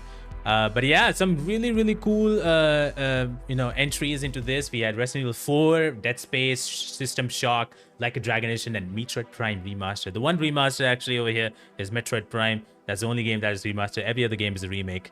And I gotta say, if you guys had to choose, who do you think is going to be the winner for Best Remake Remaster? By the way, Paritosh, yes, that's my name. That's in the UPI, so go for it. Don't worry about it. That's my name.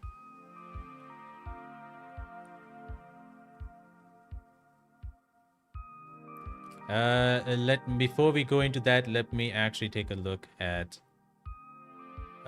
some of the donations that I've received over here. Hold on, give me one moment, guys. As you keep on, let me know who do you think is going to win. If it ain't Wong, it's wrong. I love that. Yeah, I love that.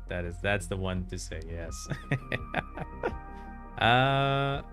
Why can I not? All right.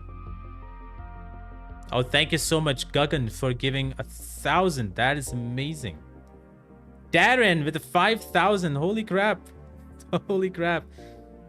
Darren, if you're here, I'm sorry for not even taking a look, but thank you so much for 5,000. That's insane. But Itos, thank you so much for 300. I appreciate the donations. That is amazing. Thank you so much, guys, for doing that. That means a lot. I'm going to add your names into the giveaway list just in case. So Paritos, thank you so much for 300. Gagan, thank you so much for 1,000. That's amazing. And Darren, thank you so much for the whooping 5,000. That's amazing. Thank you so much, man. I really appreciate it. That's amazing. Thank you so much for all the donations. This is done through UPI. Unfortunately, for those people, they were not able to use the direct link, and that's why they're delivering it to UPI. I'll make sure to deliver all of your funds to the donation, to the campaign. So don't worry about it. But thank you so much for doing that. But yes, the best remake remaster award goes to the obvious, as you guys have already mentioned in the chat already. It is Resident Evil 4 winning the best remake remaster award by a whooping 64% people who have voted for Resident Evil 4. It is so more than obvious that Resident Evil 4 would win. In the second place actually is Dead Space, and I don't even know what the third place is because there is not enough votes for it. But let me see. The third place got to Like a Dragon Ishin. But my god, with 64% votes on Resident Evil 4, that is amazing. That is incredible. What a game. I love that game to death. It's been an amazing game.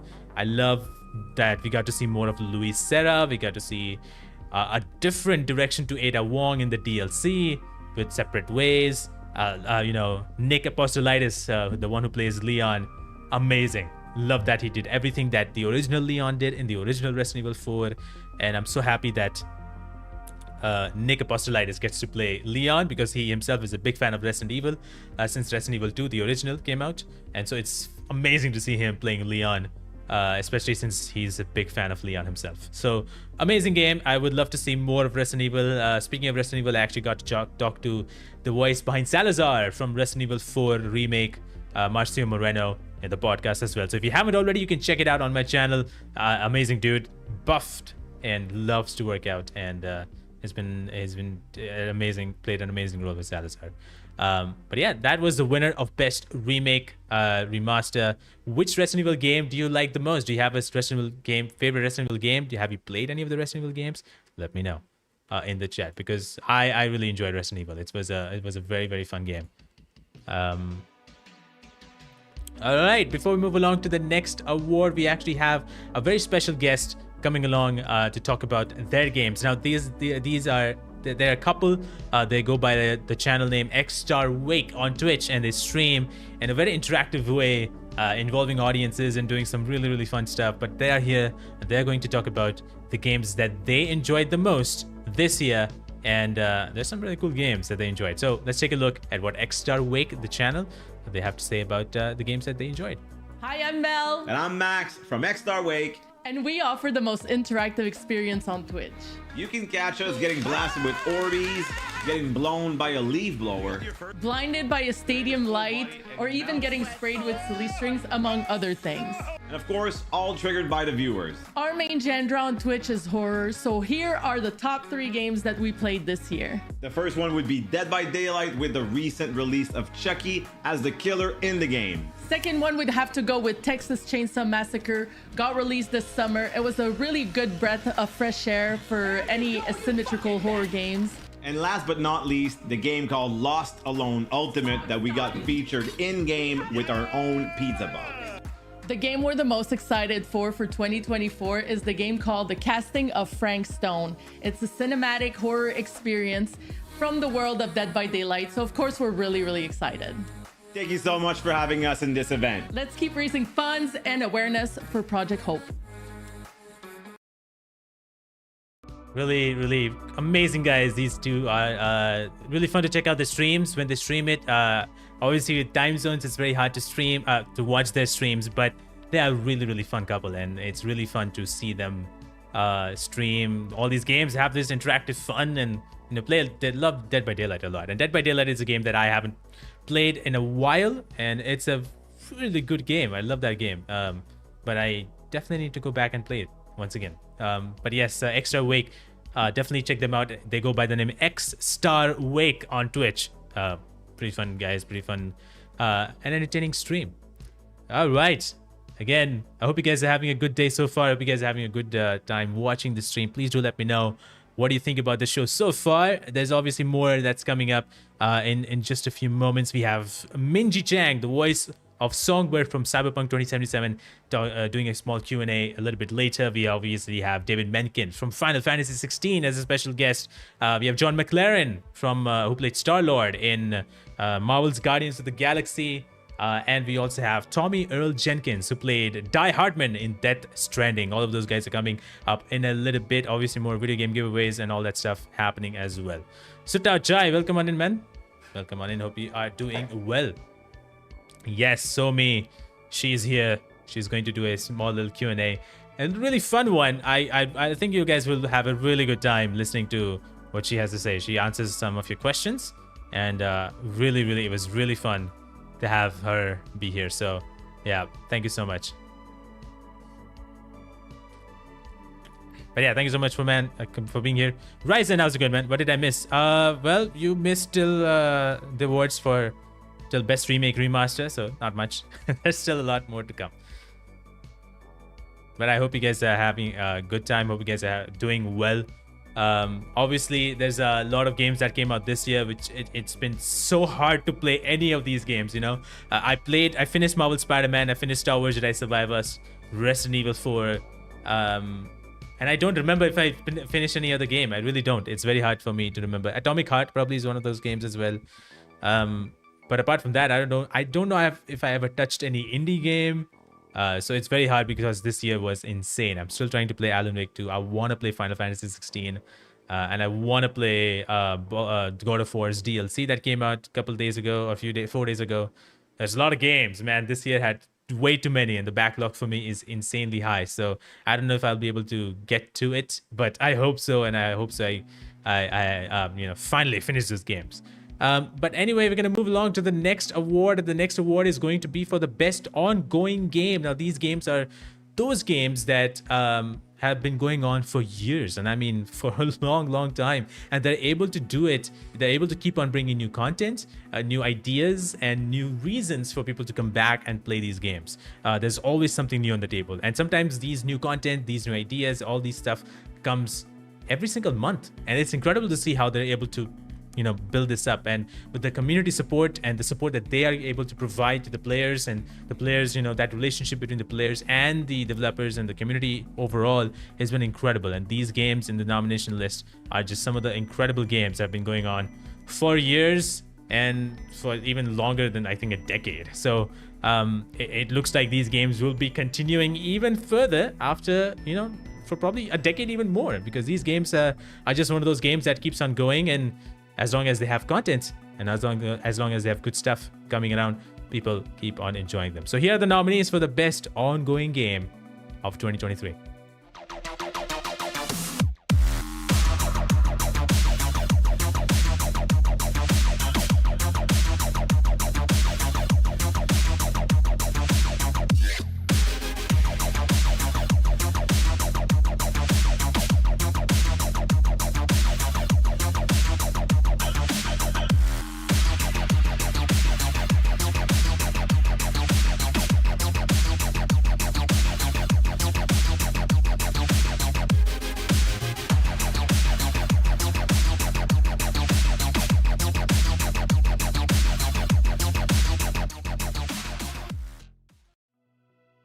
Well, those were the nominees for the best ongoing game. Some really good games out there.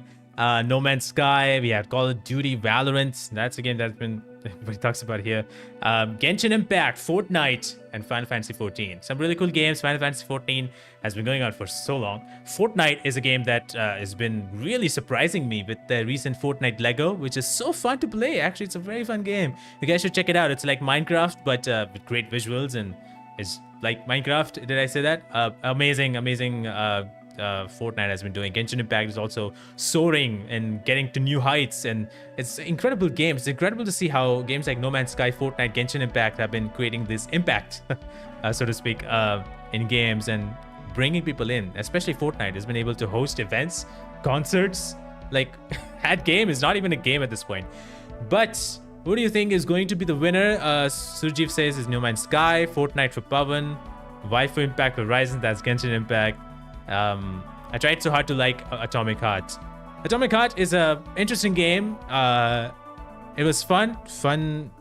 The story was, I just didn't get it, but fun combat, fun gunplay and all that stuff. But some of the missions were weird. Some of the objectives were repetitive, and it kind of became boring. I was just doing it for the sake of doing it. But anyway, the winner for the best ongoing game of 2023 based on 33% votes, or almost 34% votes, goes to, and you were right about this, Surjeev, it's No Man's Sky who gets the win with almost 34% votes. You know what, to be honest, this game has been incredible. No Man's Sky, the way it has redeemed itself, because I remember the first time the game was announced, the very first time, I think it was 2016, 2017, when the game was initially announced, or before that, and the game was initially announced, whatever they promised was absolutely not delivered. It was a horrible game at that point, and from there till now, the game has developed in quite a significant way, and I'm happy that Sean Murray and his team were able to build something that together, and able to add new content for the game. But apart from that, 33.8% who got the votes to No Man's Sky, 20% got to Final Fantasy 14, and 18% to Fortnite, which is quite obvious. And Final Fantasy 14 somehow it's able to continue. Prateek, how's it going, man? Welcome on in. I hope you're doing well. Thank you so much for being here. But yes, No Man's Sky gets the win from I think what's the name of the studio? I'm forgetting the name of the studio, but Sean Murray and their studio, let's just say, has been able to do such an amazing job for No Man's Sky. I hope you're doing well, Prateek. I hope you're doing well. And speaking of No Man's Sky, it was interesting to see how in the Game Awards, Sean Murray, the founder of the studio, was able to announce another game called Light No Fire, which seems like a survival game, but in a fictional Earth, which looked kind of interesting. The visual design, or the visuals actually, at least, are the same as that of No Man's Sky, but it looks quite interesting. So let's take a look at the trailer once again for the game Light No Fire.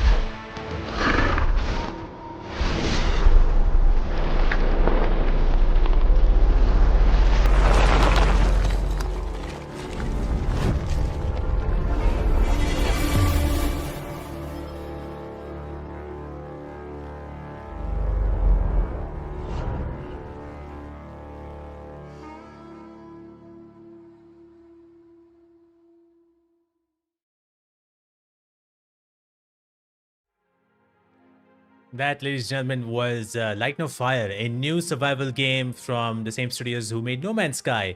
It looks pretty neat, it looks pretty fun, and it's just a fantastic game. Sarcastic Party, thank you so much for $13. I appreciate it. Thank you so much for donating for the cause of Project Hope. Hope for All campaign that is running right now. If you guys don't know, obviously we have a fundraiser. We are raising funds for charity, and it is for an amazing cause that I really believe in. It's Power Up Mental Health by Project Hope. A lot of things are happening in the world right now as we sit here right this second. Things are not so good in Ukraine and Israel, and apart from that, it's very hard for people to take care of their mental health. And Project Hope is a way, they're trying the way to give that mental health care and give that access to that mental health care to everybody that is in need or who are in need. Because it's very important to take care of your mental health. And as always, you know, if you don't know, you should, like, mental health care is healthcare at the end of the day. So please help Project Hope get their help this mission and help them move into the right direction with this mission by donating whatever amount you can. We have people donating $2, and that's amazing. So whatever amount that you can, definitely try to donate. If you cannot, that's fine.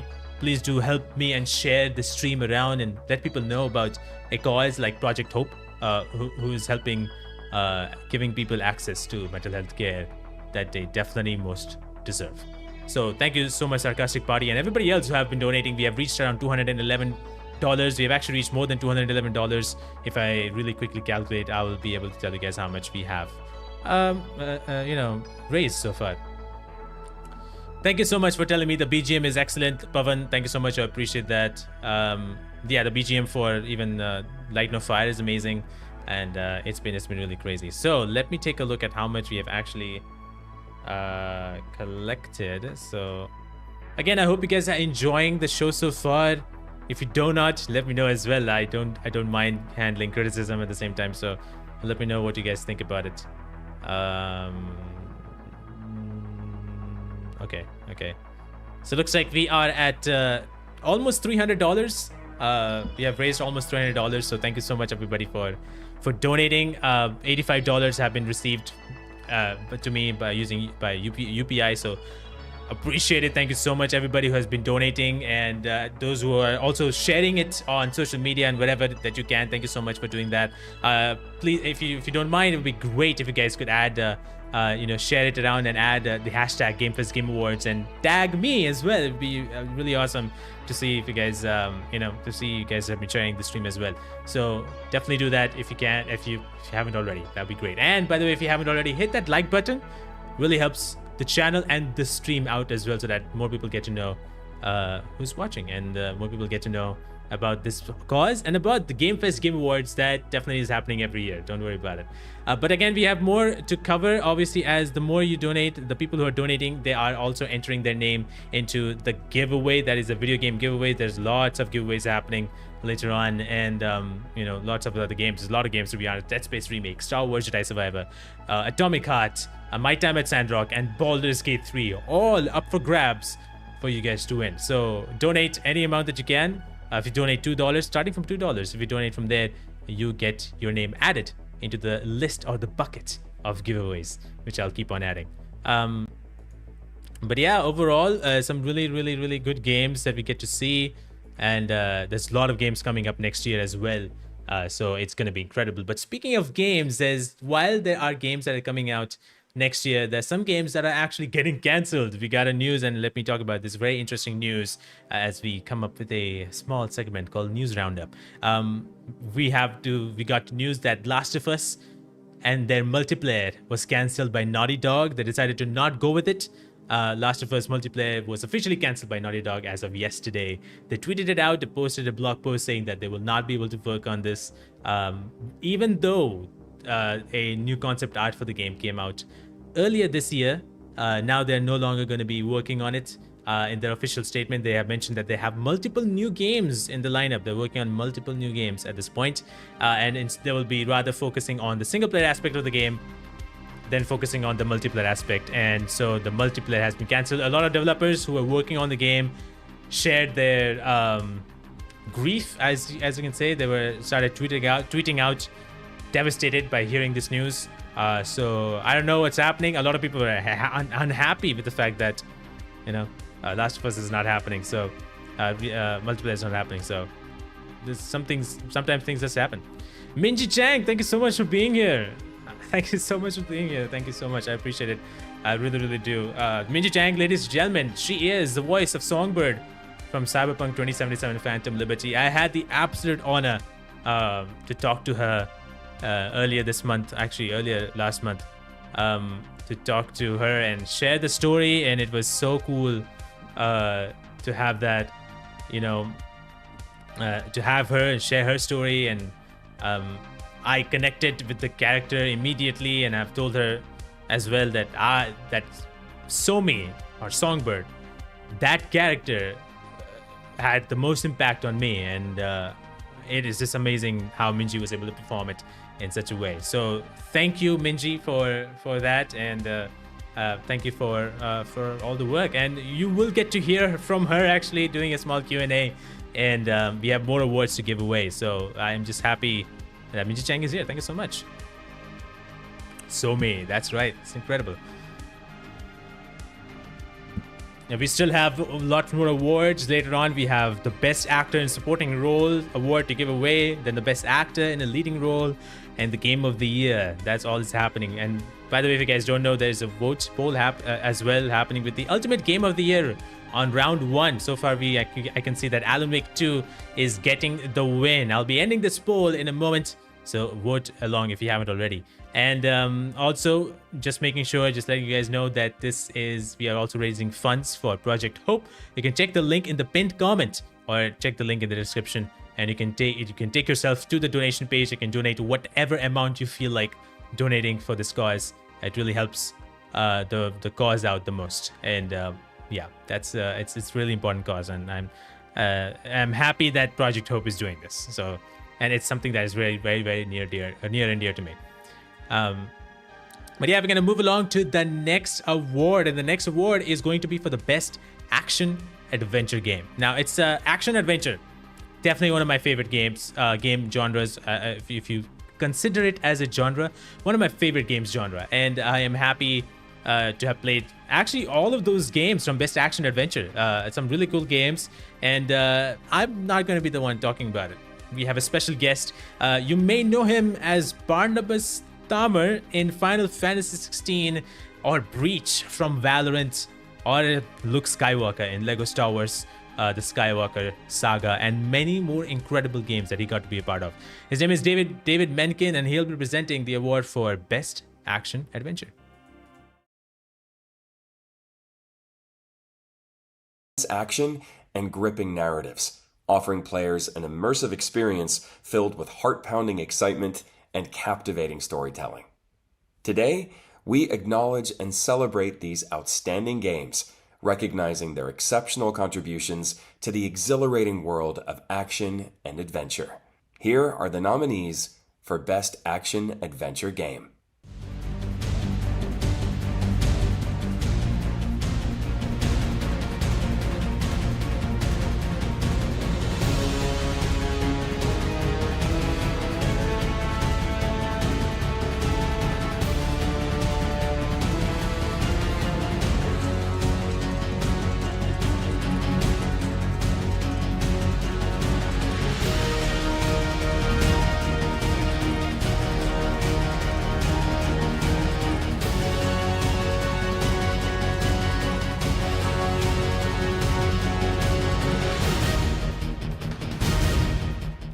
And the winner for Best Action Adventure Game is Cyberpunk 2077 Phantom Liberty.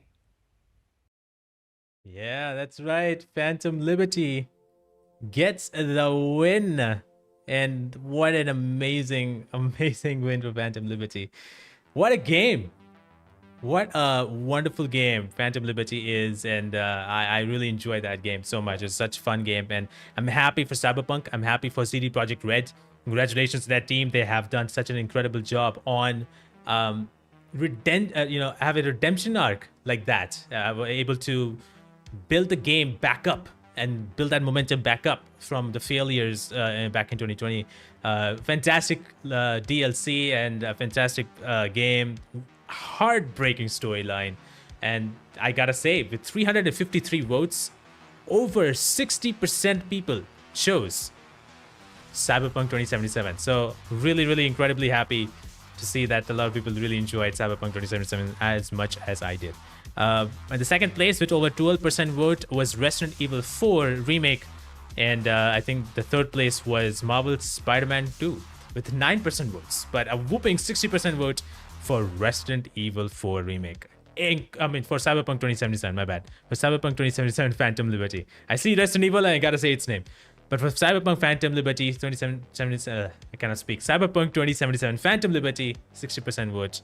Amazing game. If you guys haven't already played the DLC Phantom Liberty, please do check it out. It's a wonderful game. I think you'll love it even more if you were kind of disappointed with Cyberpunk initially.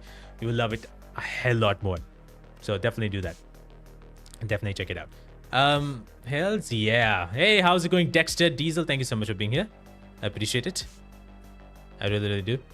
And so I'm gonna end the poll. With that being said, I'm gonna end the poll right now with the ultimate game of the year round 1. It looks like it was Alan Wake 2 with 41% vote that has made the winner for the round 1. Don't worry about it. We're gonna have a round 2 pretty soon for you guys based on all those options. Alan Wake 2 you choose from round 1 as the ultimate game of the year, but there will be an ultimate game of the year by the end of the stream based on your votes right now as we see the stream.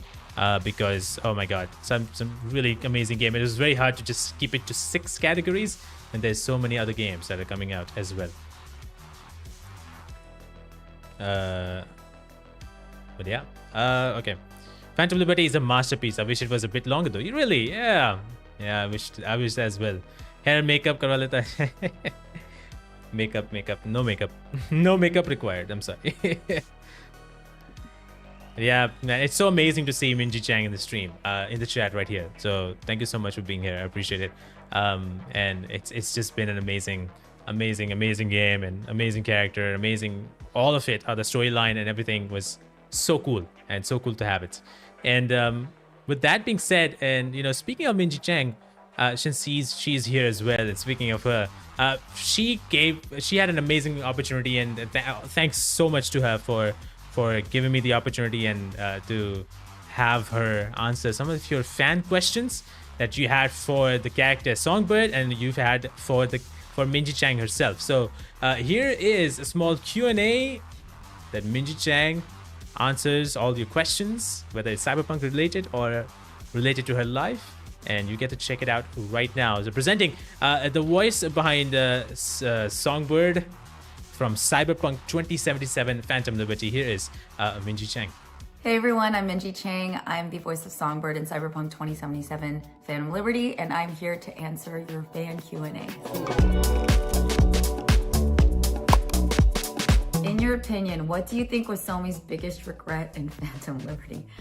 Wow, okay, that's a tough one right out the gate. The way that I interpreted and played Somi is that she is a person who does have heart, and she's not heartless and she's not ruthless.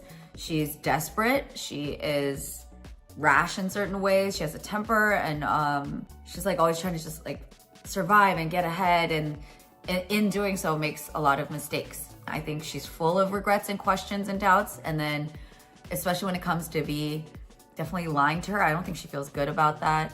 She was just trying to make her way out so she could survive, but I don't think that that's something that she like reveled in or like enjoyed. Number 2, is there any scene from the expansion that has impacted and stuck with you? I'd say getting to see Somi's backstory was really beautiful, and it impacted me a lot just because I love to be able to experience any character's backstory, because we get to see you're just introduced to them when you're introduced to them, especially someone as, you're like, what's your deal, right? But when you get to experience who she was and see this more tender side and more vulnerable side and her really soulful side, like that's what I'm always like gravitating towards with people. So that definitely impacted me. But for sure, the endings, I mean, all the endings, but the one that when Somi is saying like, I'll know that I wasn't alone. Whew, that one really, that hit me in the feels.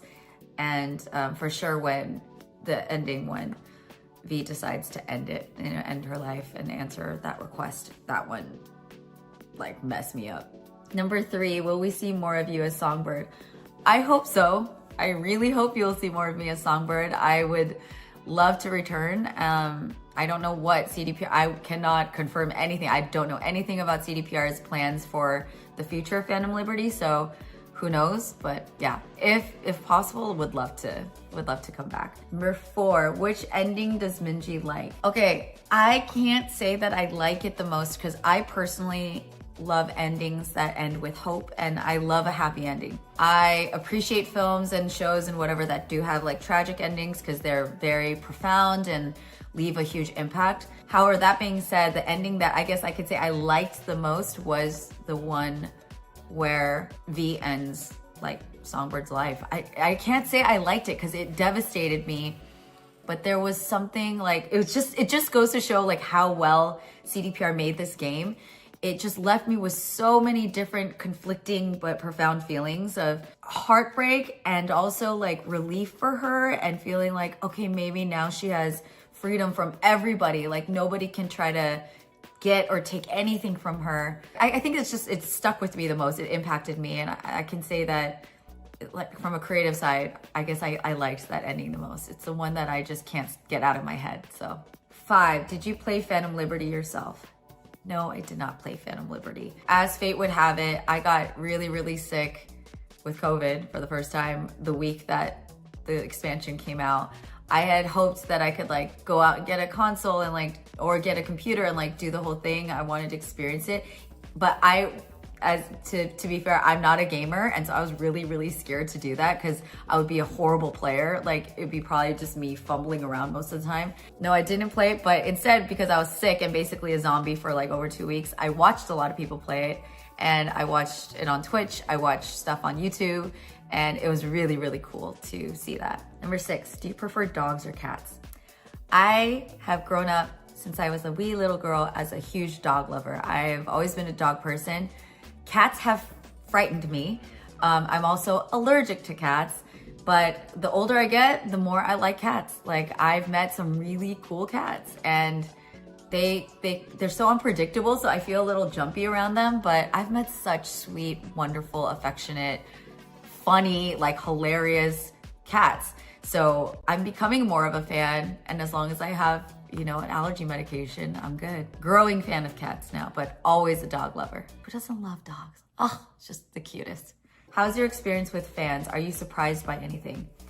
My experience with fans has been through social media, and it has been wonderful. I just feel like I've been welcomed into this giant community group hug, and it is beautiful and lovely. And truthfully, yeah, it was a little bit surprising. I truly didn't know what I was getting into, but my past experiences with gaming, specifically gamers that I was around, I personally was a little bit put off. There was a lot of violence and a lot of yelling of things that I felt were horrible because I didn't know what game I was booked for. And when I did this, I was a little bit apprehensive of like how it'd be received and if people would, you know, hate me and the character. I don't know. I didn't know what to expect, but you know how the internet is. It's not even just about gaming, the internet and people. But that's what it's been so surprising that I've just been receiving so much love and support and encouragement and appreciation. Some of the most beautiful like words of gratitude and, you know, really deep reflection, all from like strangers on the internet, from fans. And so it's been really touching. I just, as an actor, that's the dream, is to know that something that you contributed to and that you created made an impact in some kind of meaningful way. I'm not here to just like, you know, provoke people with random violence. And like, that's not something I want to be part of. I wanted to be part of a cool story that would you know, entertain for sure, and also make people think and let them feel. That's my biggest intention as an actor, is to have people feel things, and the feelings that Songbird has like brought to a lot of people, even though some of them, a lot of it is sad, and even anger, it's provoked a lot of thought. And I think that because of what CDPR did in writing such a great character and creating a world like that, it has resulted in this like really beautiful response. And I'm really grateful for how kind everybody has been. Will Minji make a film or short movie on Songbird? Making a short movie or film on Songbird is an IP question. I would have to speak to a lawyer. I don't know if I have the right to do that, and I'm very respectful of existing IP. So I don't know if I'm allowed to make something about Songbird. And personally, like sci-fi and the cyberpunk universe, that genre is not usually my usual genre. I usually am interested in telling stories that are kind of based on regular life in real life, modern times, or like past period pieces. So that was never like, I guess, an intention of mine, but now, my interest has been piqued. I don't have any plans as of right now, but you never know what the future holds. Is there a way to send you some fan art? I would love that. I have been tagged in so much cool fan art and so much cool photography. The digital photography, which I learned through this whole journey, is a thing. I didn't know that was a thing. It's beautiful and I'm blown away. I love art. I'm a creative. So yes, digitally, I can find a way to share that with you guys. Physically, I would love a physical copy. I've had fan art that I've wanted to like print out or like put on this wall or like create something. So I'll have to figure that out. Now that that's on the table, I'll figure out a way, and then stay tuned. What's your favorite dish? My favorite dish, that's tough because I really love like everything. Food makes me extraordinarily happy. My favorite cuisine is Korean food. So I'd have to say my favorite dish, the one that I could eat like forever and ever always, is cold noodles. It's called mulnaengmyeon, and it's cold buckwheat noodles. I always would joke like I could eat that in a blizzard. Usually eat it in the summer when it's hot, but yeah, it's just so delicious. It's really refreshing. It's really good with kalbi, with Korean like marinated short ribs and Korean barbecue. Excellent. In your opinion, does Songbird actually care about V? In my opinion, and in my version, my delivery of Songbird, yes, she does care about V. She does care about V very much. And I think as a being with a soul, I think Songbird represents a lot of those conflicting, paradoxical emotions that all people experience. We can, depending on what our motivation and what our state and our circumstances are, we can be really conflicted beings. And even though she's doing these things, which I'm not a fan of, and like lying, and I understand it, and I don't think that her actions mean that she doesn't care. I think the torture that she might feel inside is a result of the fact that she does care very much about V and is still acting and making choices the way that she is. 12, if she was in V's position, what would she do? Help Songbird escape or give her back to the FIA? The cool thing about Songbird and V is that I see there's parallels to them in terms of their fight and their, the things that they're up against. If Songbird was, I think there would be the selfishness and the, self-preservation that she's constantly in that mode. She might hand her over to the FIA, and I do think she would entertain and really think about that option. But because both of them are such rebels, and I do think that Songbird is a rebel, like she's not one to just, neither of them are the type to like fall over because they told them to, or follow orders just like that. I think there's a rebellious side and anti-authority, like if there's a belief and a conviction that something's really wrong there. I think by a hair she would not. I think she would send her to the moon, because even just to like not give her to the FIA. 13, how did you feel after recording the last line? I wasn't ready for the last line. Also, the last line that I recorded was not the last line of the game, because it's a very disjointed process, and we were recording all over the map, re-recording lines. Like, I never knew where we were, and that's a thank you to Pierce O'Toole, the director. Our team was so helpful and always like guiding me back to like where we needed to be. But in the process, I never knew where we were. So when it was all over and we recorded the last line, which wasn't the last line of the game, I was just not ready to let go. I was really sad. And I was also really proud and so stoked, and I was like, oh my God, I'm done. And that means the game's gonna actually be made and completed. And that was like a complete question mark of when that would happen. So it was a lot of mixed emotions, but I was so proud, relieved of like, oh my God, we just climbed this mountain together. Yeah, it was bittersweet, and I didn't want to let go. I wanted to keep going. I was like, wait, but there's more. We're not done. And yeah, so that was a little sad. But here we are. We made it, and I'm still really excited that everyone's enjoying the game so much. Has your view on video games changed at least a tiny bit after Cyberpunk, hopefully in a positive way? Yes, absolutely. My view on video games has changed in a very positive way. To be fair, I wasn't like completely negative about video games. I'm a pretty practical person. I know that there's lots of games out there, lots of different worlds and different audiences for each kind of subgenre within the gaming world. Yeah, in terms of the role-playing games and how violent Cyberpunk is and how dark it can be, I'm just like in awe of the artistry that goes into developing a game, into the creation from writing to the costume designs and the audio mixing and the music and everything. It's just so cool, and I'm obsessed with that kind of thing. I love people who are obsessed with their craft, and clearly this is a team of people who really, really take their craft seriously and do their very best to deliver an excellent product. And I was so honored to be part of that. I was really inspired and motivated to do my part to like do it justice. So on that creation side, that's a whole brand new world. I am so awe-inspired and, just amazed. I'll always sing its praises. In terms of the community, totally just, again, warm, fuzzy feelings of all this support and encouragement. The deep reflections that I've gotten, like the people that have DM'd or like commented on my Instagram or like tweeted at me and shared these like really profound experiences that they've had.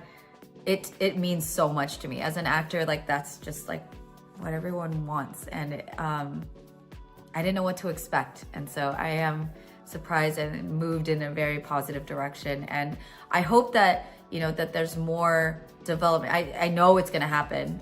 It is happening, and, more women and just a diversity of thought and creativity coming into this space. It'll only feed video games to be better and better. Hopefully that includes like honoring even voice actors, because that's a whole situation now with technology, with AI. And, I think that there's a growing appreciation and love for voice acting and what that involves and how much heart we put into it. And that feels wonderful. So it's really great to be cherished like that. It feels really lovely. So yeah, that's the answers to all of the questions. I hope that you guys enjoyed it, and I hope you enjoyed the game.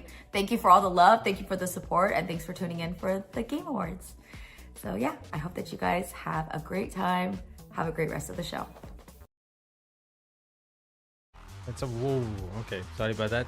Shout out too much, but thank you so much for Minji Chang for doing that amazing Q&A and for taking an interest on being a part of the show. Thank you so much for doing that. Thank you so much for taking the time out and doing this. It was amazing knowing so many that people had so many questions regarding you and the character, and I hope that their questions are answered. I feel so happy, and I'm grateful for the fact that I got the opportunity to speak to her in the podcast and got an episode out and speak to her about her character and how she got to play this character, because this was her first video game, and so playing this character in such a great way, it was amazing. So if you guys haven't checked out that episode yet of me speaking to Minji Chang in a podcast, which is an hour long, definitely check it out and take a look. It's in my channel. And speaking of, I don't know why I said that, speaking of, but I just want to mention that I actually went ahead and donated at the very second position. I went ahead and donated the amount that people have donated or sent to me via UPI. I was able to donate all the amount that people have sent to me so far. So thank you for donating via the UPI if you couldn't donate through that link. But yeah, it was amazing to have her, and it was amazing to see her here as well. And yeah, it was amazing. So now, with that being said, we're gonna take a look at the second round of Ultimate Game of the Year. You can vote with the poll right now as the voting goes on. So vote along on the poll. Ultimate Game of the Year round 2 has just begun. You can vote along and vote which game you think should be the Ultimate Game of the Year from out of these 4 options. Unfortunately, I can only add 4 options. So the first round was won by Alan Wake 2. Let's see what the second round wins. So I'm just gonna wait and see how that goes. So I have a feeling that it's gonna be Baldur's Gate 3, but you never know. But yeah, it's been amazing so far to have all these people, the creators and actors, being here, being part of the show. Yeah, it's just amazing. Now moving forward, we're gonna go along with the next award, and that's gonna be for the best horror game. It's one of my favorite genres. I absolutely love horror games, and I haven't played a lot of horror games this year. To be honest, I played only a few horror games this year, which is unfortunate. There's a lot of cool horror games coming out next year. There's all cool horror games that are right now, Alan Wake 2 being one of them that I really want to continue and finish it. I did play Dead Space. I would say that that's a horror game that I did play and did enjoy. But horror games have been around for so long, and they keep on coming, keep on improving. And this year we had some really amazing horror games. They are able to provide an atmosphere like no other, to be really honest, with amazing sometimes it's jump scary and they scared the hell out of us, and sometimes it's psychological as well, like psychological horror, atmospheric, and you love the story. Sometimes the story is the main focus. Sometimes you get to see what's really happening with the character, and it's quite interesting, and at the same time it's themed around horror. So it's really cool to see some of the gameplay elements that these games sometimes bring, and the players like us are able to invest in the storyline first, which then gets it scared. And well, that's a different thing. But sometimes there are some moments in the game which makes no sense at all for the main character to walk into the dark place when he can actually just turn around and leave via the exit door. But that doesn't happen because horror games. But in this list of horror games have blown my mind and blown a lot of people's mind with the dark themes that we travel through in these games. So here are the nominees for the best horror game of 2023.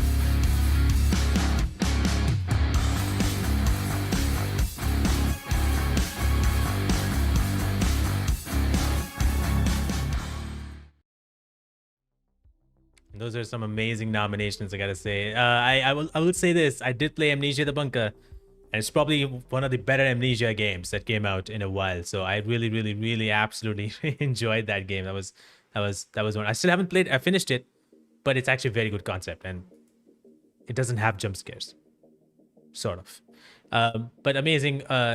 We have nominees. We have Alan Wake 2, Resident Evil 4 remake, Dead Space, Dredge, Amnesia: The Bunker, and a Paranormal Site, 7 Mysteries of Hanjo. That's another interesting kind of pixelated sort of. It's not exactly pixelated, but sort of that art style when it comes to games. Really cool game. And who do you think is going to win the best horror game from this category? I really enjoyed Resident Evil 4 a lot. Dead Space was amazing. Both these games are really good. Alan Wake 2, I'm still playing it. And so far what I played, and only an hour, it's been amazing. Dredge, I've heard so much about Dredge.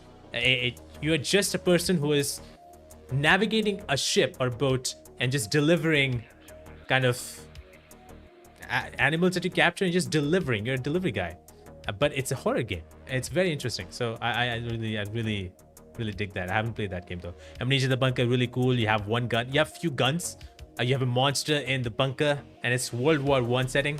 So you are trapped in this under, I think it's caves and stuff, and you are trying trying to get out of the bunker, but there's a monster lurking inside, and so lights are your best way to stay away from the monster, and but they do go down, so you have to keep the lights on.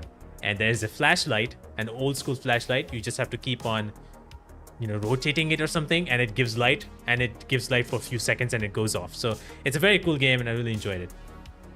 Alan Wake 2 for me, man. So many good games. I know, so many good games. Alan Wake 2 for a lot of people, yeah. So it's really good horror games. The Phantom Liberty mission with the robot. It turned Cyberpunk into a horror game. Oh yeah, I know what you mean. And that was very interesting. I never expected that to happen. I was like, oh, okay, that took me off guard. Well, the winner for the best horror game, based on 42% votes, and that went to, as you guys know it, that went to Alan Wake 2. So congratulations to Remedy, Sam Lake, the whole entire team, for the win on Alan Wake 2 with 42% votes, best horror game. And then the second place comes close by with 30% votes on Resident Evil 4, another amazing game. And obviously the third one is with 14% votes, Dead Space, the remake. Two remakes, great horror games, and then Alan Wake 2, possibly one of the best games that came out this year with so much innovation. The ability to just add a musical inside a video game, which becomes a part of the gameplay, is mind-blowing. And with some interesting storytelling that I've heard so much people have talked about, I want to go through that and experience that. And yeah, so for me, it's one of my favorite games. Just by reading people's thoughts and opinions, just by that, it already has become one of my favorite games. So I'm really happy that Alan Wake 2 got the one. Alan woke up and chose violence something awards. I know, right? Oh, Sam Lake is a genius, and I'm so happy because there are videos that came out started to revolve again, or started to come out again.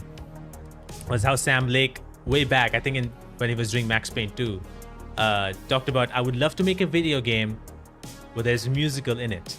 And it's amazing that after all these years, he did that. There was also a moment in time where he said in a video that unfortunately they cannot make Alan Wake 2 because they don't have the budget. That they don't have enough money to create Alan Wake 2. But they didn't. So I'm so happy that the team did not stop. They continued for Alan Wake 2 specifically, and they made that gem of a game. So I'm super, super glad. Sam Lake, someone I would love to have on the podcast. I'd love to talk to him about everything, really. One of my favorite directors when it comes to video games. And there's many more people, to be honest, who I love when it comes to directing and all that stuff. But anyway, moving along, we're gonna have the award for wait a second, before we actually move along to the next award, I'm gonna do a small giveaway right now. So let's go along and go with the giveaway. I have the names already. I hope I added everybody. I'm just gonna make sure if I have added. Poster Led, thank you so much for $50. I appreciate that, man. Sorry for not reading your comment or reading that thing. Thank you so much for donating. I'm gonna add your name as well with $50. Thank you so much. We are at $350, guys. Thank you so much. We are like 60%, 70% in onto our goal. So I really, really appreciated you guys donating with all these amounts. That is absolutely amazing. So thank you so much for doing so. So let me set the wheel up before we go into that scene. Again, the person who has already won, I am Spursh, who won the Dead Space remake key for PC, is still in the list. So you guys still stay in the list. Don't worry about it. How to participate in giveaway. Reki, how's it going? Tommie Earl Jenkins, thank you so much for being here. Just popping in to wish all the nominees the best of luck, and those who have won, congratulations. Tommie Earl Jenkins, thank you so much. We'll get to see him a little bit later in the award show. I gotta say, Tommie Earl Jenkins, there's so much to talk about, and I would love to have you on the show, on the podcast sometime soon. Tommie Earl Jenkins, who you see in chat, has played Die Hartman in Death Stranding, and you might also know him as the mayor in Wednesday Netflix show. Amazing person. What a great performance in Death Stranding, and you might have heard it so many times, but that scene is probably one of my favorite scenes of all time. I still get emotional to this day watching that scene. So absolutely phenomenal and incredible job. So thank you so much for taking your time and being a guest on the show. And thank you so much for everything that you have done so far. Hey, we got another donation. Thank you so much, Shrek. I know who you are. Thank you so much, Sushir, for giving Project Hope $11. Thank you so much for doing that. I'm gonna add that name into the list. So thank you so much for the donation with $11. Thank you so much. I appreciate it. And Reki, in order to participate into the giveaway, you have to donate some amount to Project Hope. Minimum amount of $2 would be the way to enter. So if you donate $2 or more, get an opportunity. Your name gets added into the giveaway. How much time remaining? It's very hard to say because we're trying to move as not so quickly and like the Game Awards as we can. Just had to put a small dip out there. What can I say? Jarvis, welcome on in, man. I hope you're doing well. Thank you so much for being here. All right, so we're gonna move along to the next to the giveaway time, and it's time to give away another copy for Dead Space Remake. This time it's going to be on PS5. So yeah, it's time to give a copy of Dead Space Remake on the PS5. We're also going to give a copy of Dead Space Remake on the Xbox. So just a friendly reminder before I do this giveaway that we're going to do it for PS5 first. And I have to tell you about something. So give me a moment before I do that. Because the PS5 code is available not for every single country. So I just want to name which countries this is not available to. Let me do that. Let me just double check here before we go into, but before we get into the PS5 version, where's the thing? Oh, it's right here. All right, yeah, before we get into the PS5 version, how about we give away the key to the Xbox version of Dead Space Remake to someone. So let's spin the wheel and see who will become the winner for who will get the copy for Dead Space Remake on Xbox. Let's take a look. So here we go, spinning the wheel to see who might win. Is there no audio or something? And the winner for Dead Space Remake on Xbox is Distafnos Disney. I'm sorry, it's very hard to pronounce the name, but I know who you are. Thank you so much for giving the donation, and you have won Dead Space Remake on the Xbox. So congratulations on winning the Dead Space Remake on the Xbox. I'll let you know about that pretty soon as well. So that was amazing. Now, before we go into the next portion of the giveaway, which is going to be for the PS5 version, I'm just going to mention which ones it will work on. All right, so the PS5 codes are locked only in the EU regions. So you can only, if you are from the following countries, I'm going to list the name of the countries that if you are in those countries, you can take this PS5 code. It's available. The PS5 code for Dead Space Remake is available on Australia, Austria, Bahrain, Belgium, Bulgaria, Croatia, Cyprus, Czechia, Denmark, Finland, France, Germany, Greece, Hungary, Iceland, India, Ireland, Israel, Italy, Kuwait, Lebanon, Luxembourg, Malta, Netherlands, New Zealand, Norway, Oman, Poland, Portugal, Qatar, Romania, Russia, Saudi Arabia, Slovakia, Slovenia, South Africa, Spain, Sweden, Switzerland, Turkey, Ukraine, United Arab Emirates, and United Kingdom. It's only available for these countries, so unfortunately not to United States. It's not available there. It's only for the EU region. So India is there as well. So just for you, just to let you guys know about that. It's only available for that. So without any further ado, let's just spin the wheel and see who wins the Dead Space Remake code for the PlayStation 5. Let's spin the wheel and let's see who gets to win this. And the winner for Dead Space Remake on the PS5 goes to... Oh, well, it looks like Gagan Palia has won. Congratulations, Gagan, on winning the Dead Space Remake code on the PS5. Don't worry, if you don't have the PS5, don't worry, you will definitely sometime get one, and you will have that. Not me in the wheel. I think I've added you in the wheel.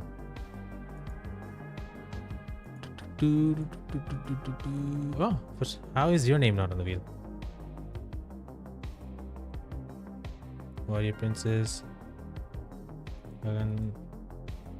Oh damn. I'm sorry about that for not. I thought I had added you on the name. Don't worry. I'm just added to you on the name as well.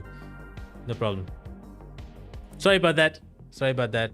I've added you in the wheel. Don't worry. There are more codes to give away. How about we actually start with the next one? Since Dead Space Remake, all the codes for Dead Space Remake has been given away already. So congratulations to Ant. I know him as Ant. For Ant, Spurge, and Guggan on winning the Dead Space Remake codes on the PC, Xbox, and PS5. And now we're going to move along to the next set of codes. And that is going to be for Star Wars Jedi Survivor. Amazing, incredible game. And we're going to start off with the PS5 version already. So the PS5 version of Jedi Survivor, Star Wars Jedi Survivor, is on the grab. So let's take a look at who is going to win this. Before I do that, let me see if there's any other donations. No problem. Okay, so let's go for a spin. And let's see who wins the giveaway for Star Wars Jedi Survivor on a PS5. Oh, close. Very, very close. It's a Sushir. I would have checked with him on this as well. But congratulations, Sushir, on getting the code for Star Wars Jedi Survivor on the PS5. That is incredible. Congratulations to him, Distract, on winning the code.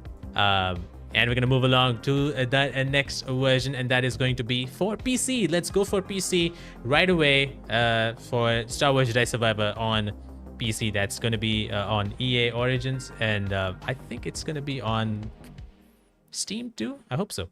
Well, here we go. Let's spin the wheel and see who wins the giveaway for Star Wars Jedi Survivor on a PC. And it is going to be... It is going to be Guggan. Oh, it's going to be Guggan once again. That is his name.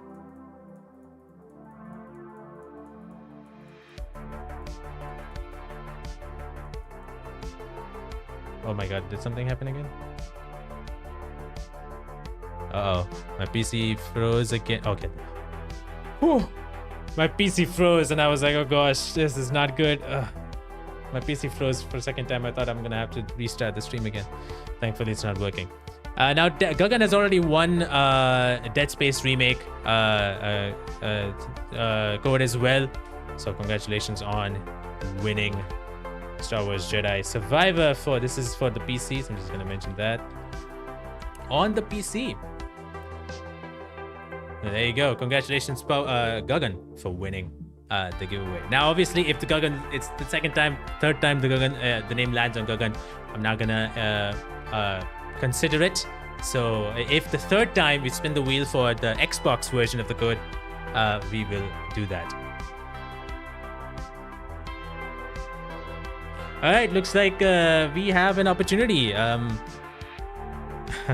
Looks like we have an opportunity here, guys. Shrek has just messaged me that he will not be able to take the code for Star Wars Jedi Survivor on the PS5. So looks like we're gonna have a brand new winner of that. So let's take a roll. Don't worry about it. Thank you for letting me know. So let's take a roll, and we're gonna take a look at who wins for the PS5 version. It's up for grabs once again. Star Wars Jedi Survivor. Let's take a look. We spin the wheel, and let's see who wins. Now, obviously, if Guggan gets the pick, we're not gonna consider him. So let's let me do one thing. Let me just take the name off. The wheel is like Guggan. The wheel is like Guggan. All right, let's. I've eliminated the name Guggan for now. Let's spin the wheel again. The wheel is like, oh, it's Guggan. Anyway, PS5 version. Who gets the win? Is it going to be? Job power, man. Congratulations on winning the PS5 version of Star Wars Jedi Survivor. Star Wars Jedi Survivor. Congratulations on winning that PS5 version of Star Wars Jedi Survivor. Man, I appreciate you donating whatever amount that you donated. I appreciate it. What the fuck? My Wi-Fi is not working. I'm on Geo now. I have PS5. Spin again. Well, I did spun. Whatever. All right, so that was Guggan is loved. I know. That was for the PS5 version, and now let's time for Xbox version of Star Wars Jedi Survivor. Let's spin the wheel to see who wins the Xbox version for Star Wars Jedi Survivor. Here we go. I don't think so we can spin it multiple times. So I'm gonna spin it and see who is going to be the one. Oh, it is none other than Warrior Princess Xena for the win. Congratulations on winning the Star Wars Jedi Survivor for the Xbox. Well, thank you everybody. Thank you everybody for donating for the cause. We just gave away around 6 games to some amazing individuals who decided to donate. So thank you so much for that. We are at $354 donation. That is amazing. Thank you so much everybody who decided to donate whatever amount that you could. I really absolutely highly appreciate that. So thank you so much guys for doing so. Yeah, Chapower, Zena, amazing. You guys rock. Thank you so much.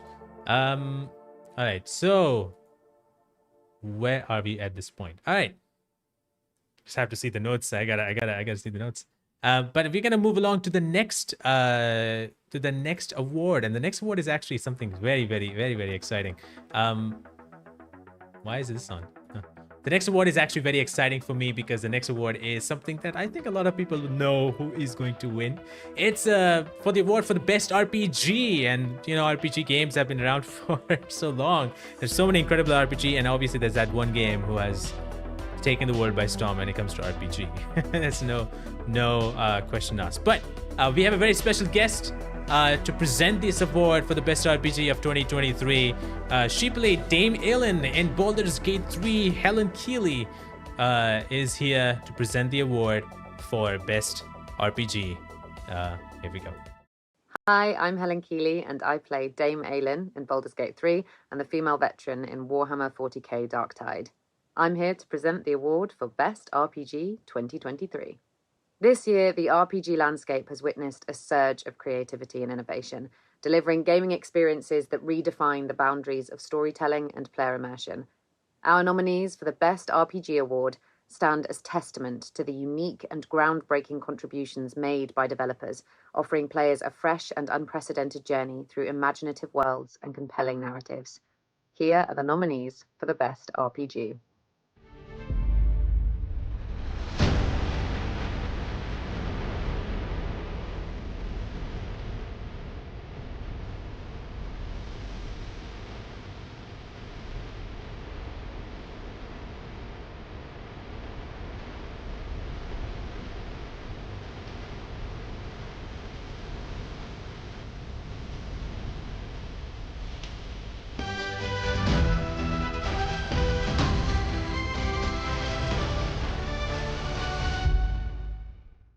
And the winner for the Best RPG is Baldur's Gate 3. Well, that was a no-brainer. Oh, sorry about that. That was really a no-brainer. I gotta say, congratulations to Baldur's Gate 3, Larian Studios, for making such an amazing RPG. And I want to say big thanks to Helen Keeley for taking her time out to talk, to present this award for the best RPG, a game that she was a part of, Baldur's Gate 3. Helen Keeley, ladies and gentlemen. Helen Keeley, I had the opportunity to talk to Helen Keeley about her character, Dame Aelin, or Night Song in Baldur's Gate 3, and it was lovely, wonderful to talk to her. If you guys haven't checked it out, you can check it out in my channel. Helen Keeley is such a wonderful person, and I'm so happy and so grateful that she decided to be on the show and decided to help support this small award show stream that I'm doing. So congratulations, and I think it's without a shadow of a doubt that it was supposed to win. With the whipping insane 72% people voted for Baldur's Gate 3, and the second winner, or the second most voted one, was Hogwarts Legacy, which is very interesting, and the third most voted one was Final Fantasy 16. Hogwarts Legacy got 12% votes, and Final Fantasy 16 got 8% or almost 9% votes, but Baldur's Gate 3 got 72% votes on this category. It's no brainer. So congratulations on, they did forfeit it anyway. It's like Baldur's Gate 3, whatever it is, it's going to win, unless it's for best horror game. I don't think so Baldur's Gate 3 can win, or best sports game or fighting game. But yeah, it's a huge margin. 72% is a huge margin, and I believe there is more huge margins coming. Kind of. I think this is the biggest margin Out of all the other votes, this is the biggest margin that we have seen. That so far we've seen 72%. That's a lot. That's a lot of people voting for that. Smoking Spoon, thank you so much. I do not own an Xbox, but you can re-gift. Thank you so much. BG3 destroying. Xena, okay, all right, Xena. Thank you so much for letting me know. You do not own an Xbox. Are you sure that you don't want this code for the Xbox version? It's just reconfirming. Just trying to reconfirm. We're gonna spin that wheel again and let you decide a definitive winner, if that's the case.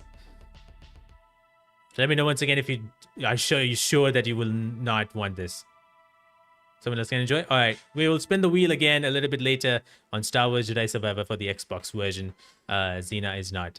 It doesn't have an Xbox, and I totally understand. That's completely fine. There's more giveaways for PC versions for Atomic Heart, My Time at Sandrock, and with Baldur's Gate winning the best RPG, we have two codes for Baldur's Gate 3. One for PC and the other for the Xbox. Oh, nice. That's amazing. Thank you for bringing your friend over here. Thank you so much for joining Xena on this show, and thank you so much for donating. I really appreciate it. Guys, if you haven't already, hit the like button. Really helps the stream out a lot. And also, if you haven't already as well, share the stream. There's more stuff coming on the show that is yet to happen. And as I was talking about with Baldur's Gate 3, speaking of that, I had the amazing opportunity, as I mentioned earlier, to speak to so many amazing actors from Baldur's Gate 3. Devorah Wild, who voiced Lae'zel, Samantha Burt, who voiced Karlak. We had Minthara, the voice who voiced Minthara, Emma Gregory, Helen Keeley, who voiced Night Song, or Dame Aelin, Emilia Tyler, who voiced the narrator, who was the narrator, Astarion, Neil Newman. I was able to talk to him, so it was amazing. There's possibly one more coming later this month. But one of the most amazing things, or one of the most amazing interviews from all of them, was Devorah Wild. And I'm going to present to you a small clip of the moment about when she talked about what was her biggest challenge when she was playing the role of Lae'zel, because she was having a small challenge with herself during that time. And I'm going to let the clip talk for it.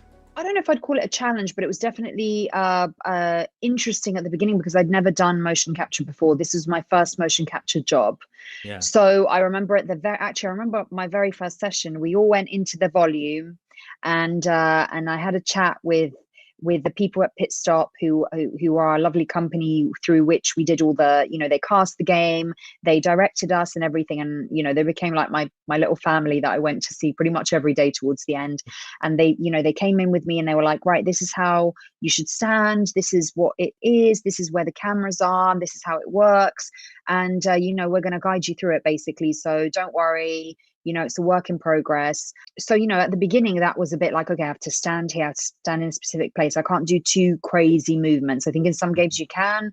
In this particular game, we were quite sort of fixed towards like the auto cue. We had some scope of movement, of course, but it's not like we were wandering around the volume like that or anything. No, we were sort of pretty much facing straight ahead. Towards the end of the game, I was 9 months pregnant. Yeah. So that was a challenge. That was a challenge because obviously doing 4-hour sessions, you're on your feet. So they got a little chair for me and I just had lots of breaks and I sat down a lot and we kind of got through it like that. But it was interesting going through that process, being so heavily pregnant, and obviously throughout the whole pregnancy I was recording it. But by the end, it was like, oh my God, okay, this is getting quite heavy for me. But wow. But it was fine in the end, and they were very like accommodating, and I just took more breaks than usual. It's amazing to know that she was 9 months pregnant. She was already pregnant, and she was still working on this character. She was still trying to finish this job of hers, recording the lines, doing the scenes, and it's incredible how much dedicated she was to play Lae'zel. And as Dan Allen was here earlier, he talked to the Pit Stop directors over there, who actually were directing these actors who do these scenes. They were mentioning how Lae'zel was easiest to work with because she was able to catch up on everything that they presented to her. And while she was still pregnant, she was still wanting to do more. She was still ready to do more, and that's really amazing. So props to her for continuing her work and for giving everything that she can for the character of Lae'zel, and she did a fantastic job. A lot of people hate this character, a lot of people love this character, and I absolutely love the story that Lae'zel has in this game, and it's insane, and she is very hard to talk to for sure. But if you stay by her a little bit and you go and see her story, you will actually realize how insane of a story Lae'zel has in the game. So thank you so much for to Lae'zel for giving me the opportunity to talk to her earlier on. I think it was September, oh no, August I think is when I talked to her. So thank you so much to Devora for giving me the opportunity to do that. All right, we're gonna go along and check out another amazing creator who decided to. Oh my god, the music is way too high. Okay, that doesn't work much. But yeah, we're gonna take a look at another creator who is an amazing streamer on Twitch. She goes by the name Gifted Faker. She really loves to play these amazing indie games, and the last time I checked it out, she was playing Talos Principle 2. Really cool and amazing unique puzzles. She is here to talk about some of the games that she really enjoyed in this year. So let's take a look. Hey there, I'm Gifted Faker, and so many wonderful games came out this year, so here are some of my favorites. First, I gotta talk about Children of Silent Town that came out in January of this year. I really enjoyed it. It's this cute little puzzle game with incredible artwork. The puzzles are challenging but fun, and the story is absolutely captivating. I really enjoyed playing that one. Another puzzle game that I have to talk about is, of course, Viewfinder. I am a sucker for interesting mechanics in games, and with Viewfinder, you use the photos that you take to bend reality around you, and that is genius. I really loved going through this game and solving everything. It was absolutely fantastic. Another game that I think slid under some people's radar that I loved was Oxenfree 2. Now, the first Oxenfree is impeccable. The story and the suspense, it's wild, and Oxenfree 2 delivers on that, and then some. I mean, it's so good. If you like horror, you have to play the Oxenfree games. Seriously. My favorite game to come out this year, though, was Dave the Diver. Yeah, I love a good management game, and Dave the Diver, you're managing, like, you're diving and catching all the fish. You're managing the restaurant, the fish farm, you're sending your employees out to go get supplies, you're researching the wildlife and the blue and everything. There's so much. You're saving mermaids, you're dying to sharks a lot. It's just, there's so much in this game, and it is absolutely fun to play. So yeah, those are some of my favorite games of 2023.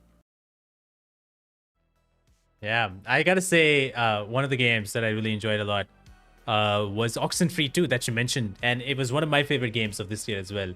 I love Oxenfree. It was such a great horror game. The first game, amazing. I loved the voice acting. I love the narration, everything. And Oxenfree 2 delivers it even better. I feel like it's a lot better than the first game, and there's some really cool mysteries surrounding it. There is some issues with the game. Obviously, a lot of backtracking, which involved you going through a map, and the map was a little odd to look at and hard to go through, but it was a wonderful game. I really enjoyed it so much. And Dave the Diver is one of those games that is so amazing. And obviously there was controversies earlier because of the Game Awards is Dave the Diver even an indie game, because it was actually published under, I'm forgetting the studio, the company name, but it was published under, I'm forgetting, sorry, but it was published under a company which is like multi-million-dollar company. So anyway, but yeah, Dave the Diver is another game that I've really loved. It looks really cool. The concept is amazing, and I never played it, but the concept is really cool, and I would love to do that. No, it's not Annapurna. Dave the Diver, or maybe it is. The company who published Dave the Diver is not that. Nexon is the one who published Dave the Diver. So that's why, and Nexon is a big company. So technically probably doesn't fall under indie games, but yeah, Nexon is the one who published the game. Viewfinder is another amazing looking game. where you take photos and wow, this music is really pumping up. Where you take photos and you solve puzzles by taking photos. So it's very cool. It bends reality and gives everything that is. So yeah, wonderful game. Highly recommend it. All these games are really recommendable, and so amazing and cool games that we got to see this year. Viewfinder, Venba is another game that Magnetic was talking about earlier. Really cool indie games that we get to play, that we got to see this year. Now moving along to the next award, and it's going to be for the best sports or racing game. Now these games come out every single year. I gotta say that they come out every single year with a new installation with a number attached to it. So every single year, and regardless of what happens with the game, there is a player base attached to this game. They always come back to play these games like FIFA, games like NBA, and all these other games. There are also racing games that keeps on coming every single year, and there is a group of people, a massive group of people who loves and enjoys playing all these games, and they come out every single year, and they improve upon every single thing that they can. So here are some of the here are the nominees actually. Here are the nominees for best sports or racing games.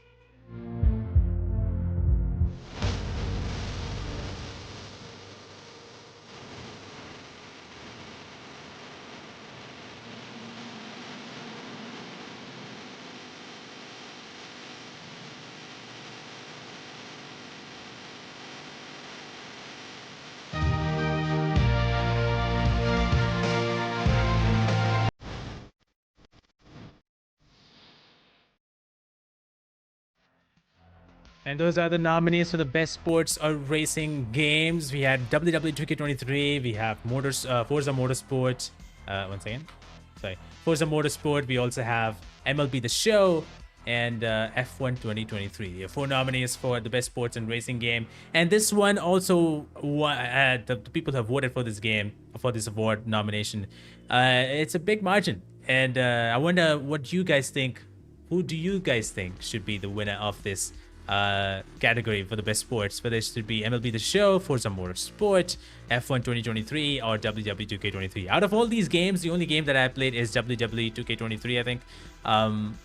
Not the best game out of the G7 on top, yeah. Not the best game out there, but WWE 2K20 2K games have been there for a while. I've been playing those games for quite some time. Since Raw vs SmackDown, it was not even 2K. We're working on them. Raw vs SmackDown, and I've been playing those games. It's wild and it's fun, and it's been a pretty good game. The game has come upon to a great stage, but there are a lot of things that they need to work upon still. And yeah, I did used to do G7 Wrestling, a custom E-Federation built from that game, and I used to stream that on Twitch on a regular basis, which I stopped last year. Maybe last year. I don't even remember when I stopped it, but some of you guys actually watched it, so thank you so much for doing that. I voted for Forza. I don't know why I did. Well, I understand what you mean, but let's announce the winner. And the winner for the best sports or racing game, excuse me, webcam, best sports or racing game goes to, with a 57.7% votes going towards Forza Motorsport. Congratulations to Forza Motorsport for winning the best sports and racing game, or the best racing game in this case. Forza Motorsport has been going on for a while, and yeah, it's racing games, and Forza Motorsport actually has done a very good job in terms of visuals. I don't know much about the gameplay, but I know about the visuals, and they've done a very good job on how it looks and everything. The second kind of like close to winning it was actually very surprising. WWE 2K23 was actually close, not exactly close, but 20% votes went to WWE 2K23, and 17% votes went to MLB The Show. Oh my bad, 17% votes went to F1 2023. MLB The Show barely got any votes, but it got 4% votes, never mind. It got 4% votes on that. Nagendra Kumar, welcome on in. Thank you so much for being here. I only play WWE. I understand. WWE kind of like reaches out to more people. I never played Forza Motorsport. I did play Forza Horizon 5, which is visually very appealing game, but that's where it stopped. But that was a pretty fun game. And I'm happy that Forza Motorsport won it. By the way, if you guys don't know, if you guys haven't noticed, there is a poll up running, Ultimate Game of the Year Round 2, that you can vote. Round 1 was won by Alan Wake 2. Let's see who Round 2 wins, and we're going to have a final vote and see who is, according to you guys in the chat, the ultimate game of the year. At the same time, check the link out in the pinned comment. We are raising funds for Project Hope, Power Up Mental Health, based on my campaign, Hope for All, which is completely benefiting Project Hope and their cause. Please do donate any amount that you can. If you cannot, that's fine, but definitely try and donate to help the cause for Project Hope, to help in gaining or giving access to mental health care, or giving mental health care access to everybody, especially with the stage that we are in this world, especially in places like Ukraine and Israel and a lot of other people who are suffering in that places. It's probably the last thing to think about mental health, and I think this cause is going to help them quite a bit to take them in a better direction, have a better life, and Project Hope is doing a fantastic job on this. So please consider. And if you're from India and if you cannot donate via that link, you can actually go to the description and add in, take a look at my UPI ID. You can directly pay me to my UPI ID, and I will go and donate it back to that, to the fundraiser as well. I recently just did one. $82 was given to me directly to the UPI, and I donated it directly. As you can see, there's a name, Abija is the name on the list, as you can see over here. I donated that money that people have sent me through UPI. But yeah, I hope you guys are enjoying it, because we got 4-5 more awards to go, with the Game of the Year coming up as well, presented by a very special guest. And we have a few more guests coming up as well. All right, moving along. Let's see what else we have next. Looks like we're going to go into the next award right away, and it's going to be for the most anticipated game of the next year. Now, these are the games which are coming out in 2024 or beyond. These games have been officially announced and will be coming out pretty soon. And these games have captivated us with the trailers itself, and there are so many amazing looking games, whether they're from existing franchises, they're trying to continue the story from those existing franchises, or bringing new characters into these existing franchises, having new stories. And just to be honest, the trailer itself was so captivating that it made you excited, or made me excited per se, to play that game. A lot of people got excited to play that game. And these games are coming out next year, and next year or the year after that pretty soon. Now, keep in mind, GTA 6 was not announced at this point, so that game is not in the category, but there are other few games, and there are only 4 games in this category. So let's take a look at who are the nominees for the best or most anticipated game of 2024 and beyond.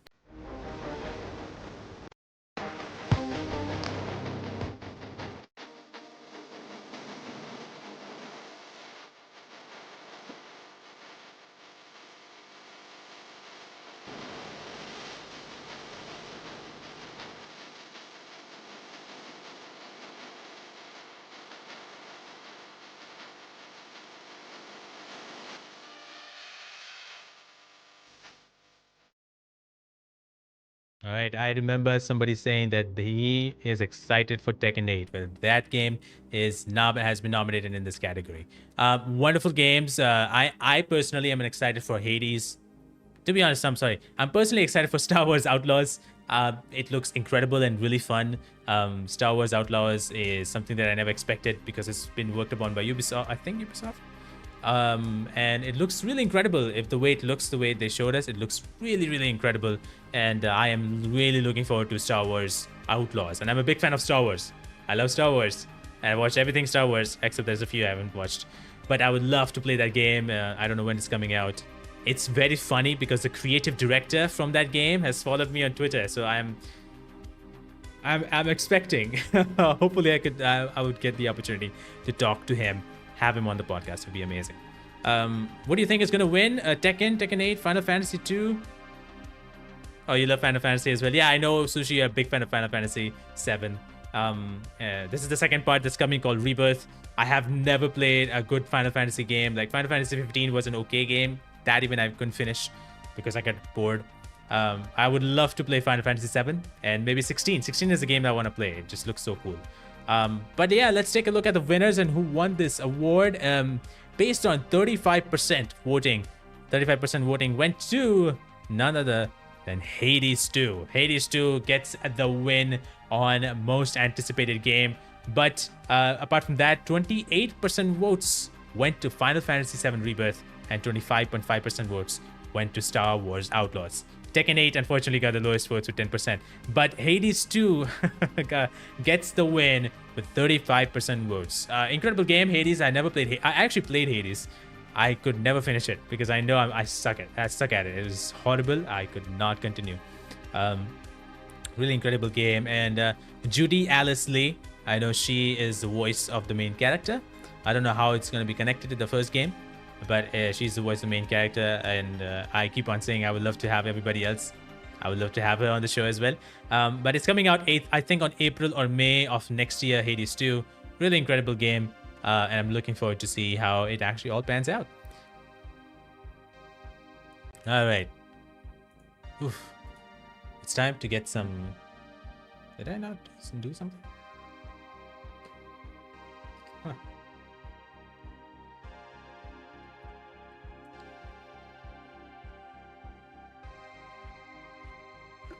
Oh, Jesus.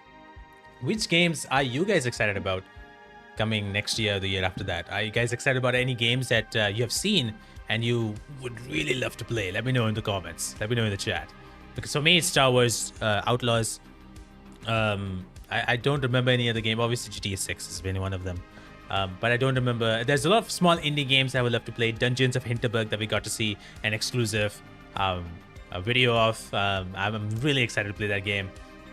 It looks amazing. And there's so many other few indie games that I'm not indie games, but smaller games made by smaller studios, let's just say, that I would love to play as well. Resident Evil 9. I don't know if they are making Resident Evil 9 yet. There is something Resident Evil happening. I don't know what's happening with Resident Evil, but it's happening somewhere along the way. Oh my god. Not sure what happened to... Oh my god, why can I not see it? Hold on. This is not allowing me to see it. Arc Raiders. I'm not so sure what happened to Arc Raiders. Let me see. What is happening with Arc Raiders? Oh yeah, I don't know what's happening with them. Embark Studios. I think they might be one of those studios which are getting layoffs, and yeah, I think that's what's happening here. I think that's what it is. But you know what? Speaking of the game, one of the games that I'm really looking forward to next year, I think it's hopefully next year, is this game, which is made by the developers from of Ori and the Blind Forest and Ori and the Will of the Wisp. Moon Studios, who worked on these two games, are making a brand new game, and it looks amazing. It looks amazing, and I cannot wait to play it. Let's take a look at the trailer for the game called as No Rest for the Wicked.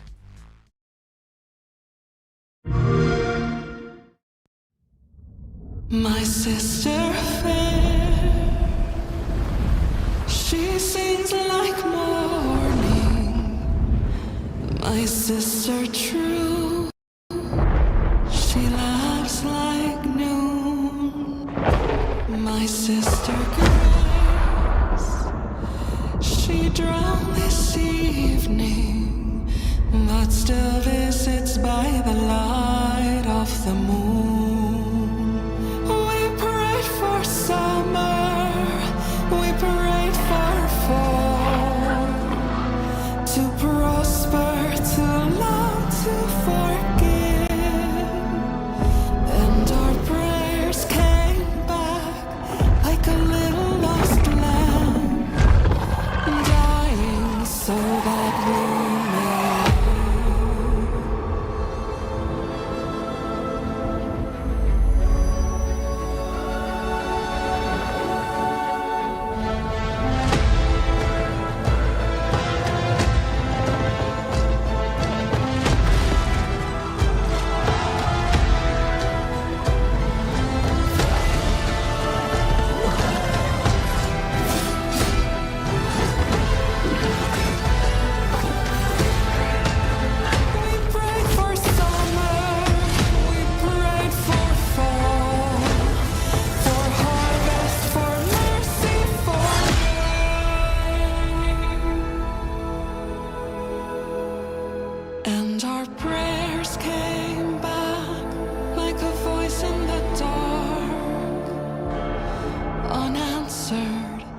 but not quite the same.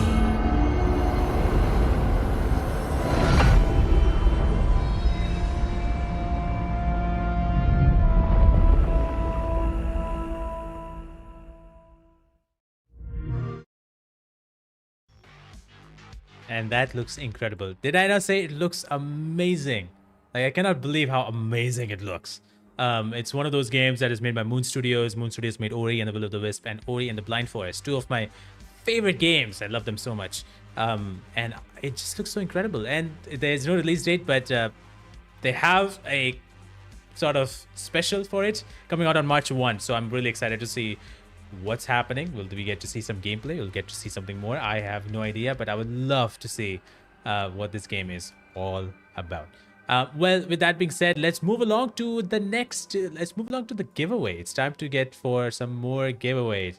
Obviously, we just saw that we got to know that I'm forgetting the name. I thought Zena told that he is not interested in the Xbox version for Star Wars Jedi Survivor, so we're gonna we're gonna roll on that as well. So let me just take that name out a little bit quickly as I have that. There's something. Oh, I've added that. Okay. All right. I just wanted to make sure that we are there. All right, so we have just to let you know, I have taken out the name of Warrior Princess Zena from the list, specifically for Star Wars Jedi Survivor for Xbox. I've also taken out Gagan at the same time, so he's not gonna win. Not Gagan. Oh yeah, sorry, Gagan, but at the same time, so he's not gonna win another one, another version of it. See something? Did he? All right, I haven't 2 times for some reason. All right. Just gonna check. All right, so let's take a spin a wheel and find out who wins the giveaway. Who wins the code for Star Wars Jedi Survivor on the Xbox? Let's take a look, and the winner is going to be Pavan. Where's Pavan? Pavan, congratulations on winning Star Wars Jedi Survivor on the Xbox version of Star Wars Jedi Survivor. It's a fantastic game. I know if you don't have an Xbox, I understand. You might not have it, but you can save it if you get an Xbox, or you can gift it to someone else. Whatever you think, whatever you believe in, you can do that with the code, but the code is yours. Congratulations, Pavan, for winning the Star Wars Jedi Survivor for Xbox. Now we're gonna move along to the next code, and let's do it for Atomic Heart. And this one is on PC. The next 2 codes is going to be on PC. Atomic Heart and My Time at Sandrock. Both will be on PC. Both PS and Xbox. Awesome, Pavan. That's amazing. That's amazing. Dragon Ball Sparking Zero is something I'll definitely play when it comes out. Oh yeah, Dragon Ball Sparking Zero looks pretty cool. I really enjoyed it. I know Heal Please Heal, a friend of mine, Costin, he would love it. So anyway, we're gonna move along to the next one, and this time I'm going to add Warrior Princess Zena on this as well. So Warrior Princess Zena is also added into this name, and we're gonna spin the wheel to find out who wins the copy for Atomic Heart on PC. Let's take a look. And the winner for Atomic Heart on PC is going to be... Oh, we turned over, and it's going to be Spurge who is going to be winning another copy. Where's Spurge? Another copy for Atomic Heart. So congratulations on winning 2 PC games. That is Dead Space and Atomic Heart. Congratulations on that. You are removed from the list. Just have to make sure that that's happened. So you have two copies, one for Atomic Heart, one for Dead Space. I hope you really enjoyed these games. These are pretty fun games. Next up, oh my god, green screen, stop. Next up is going to be the game for My Time at Sandrock. It's a very fun game. It's, I think, My Time at Portia is the same studios who made that.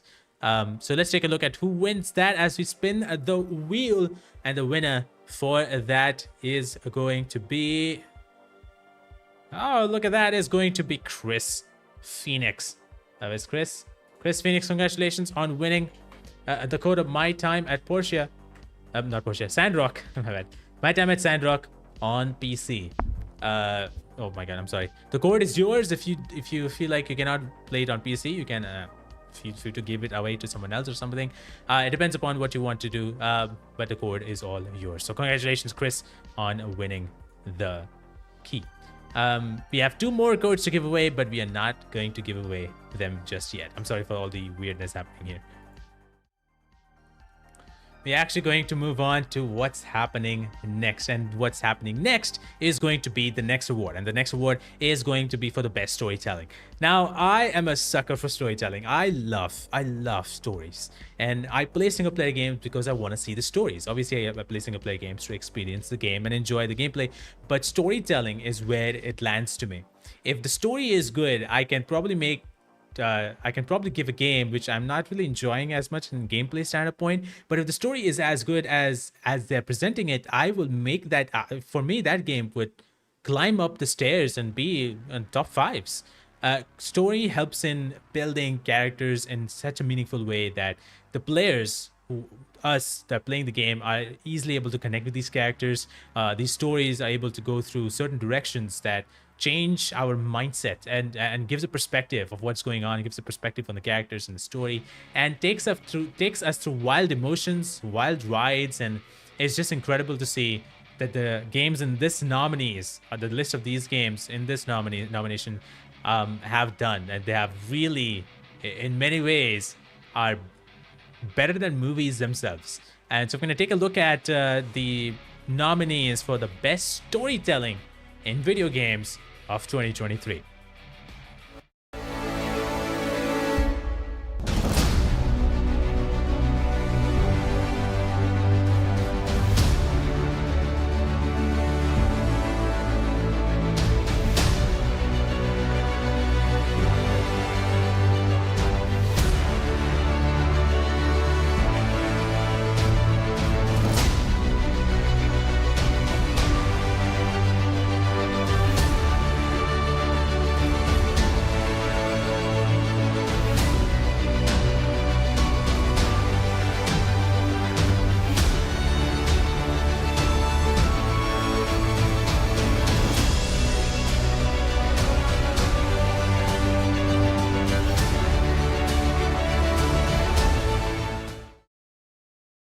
And those were the nominees for, oh my god, those are the nominees for best storytelling. We had some really incredible games, and I gotta say, the storytelling for all these games are amazing. Baldur's Gate 3, Cyberpunk 2077, Phantom Liberty, Alan Wake 2, Star Wars Jedi Survivor, Final Fantasy 16, and Starfield. Now, from out of all these games, I have not played Starfield and Final Fantasy 16. I've actually played the other games. Baldur's Gate 3, yes, I haven't finished it. No, I have not finished. I've only finished Star Wars Jedi Survivor. I've not finished any other games. But I really like Star Wars Jedi Survivor. Storytelling was amazing as compared to when it comes to Star Wars. The storytelling was really cool. I love the stories. Baldur's Gate 3 has so many stories. So it's really incredible. Every single story is amazing. That's all I'm going to say. Cyberpunk 2077's Phantom Liberty story just broke me. So there's that.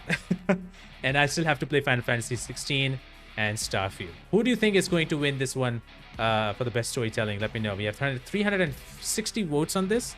360 people voted on this, and yeah, there's a big margin on this one as well. And it was quite interesting to see who won this. But who do you think is going to be the winner? Let me know in the chat. And also, if you guys don't know, the round 2 for Ultimate Game of the Year is happening right now on the chat. You can vote along for the round 2 on who do you think is the Ultimate Game of the Year. The round 1 was won by Alan Wake 2, and round 2 seems to be going towards Baldur's Gate 3. And right after this, I'm going to be ending it here. Ending the poll for the round 2. Alan Wake 2. Alan Wake 2 has a very interesting story. I haven't played it though, but I've heard everybody saying that it's such a great story for a horror game because it's psychological, but it's done so well. By the way, thanks for responding to my story about the stream. Thank you so much. Thank you so much for posting the story on your Instagram, man. I really appreciate it. Galactic Emperor Batman. It's a fantastic name, by the way. But yeah, thank you so much for posting it on the story. I really, absolutely appreciate it.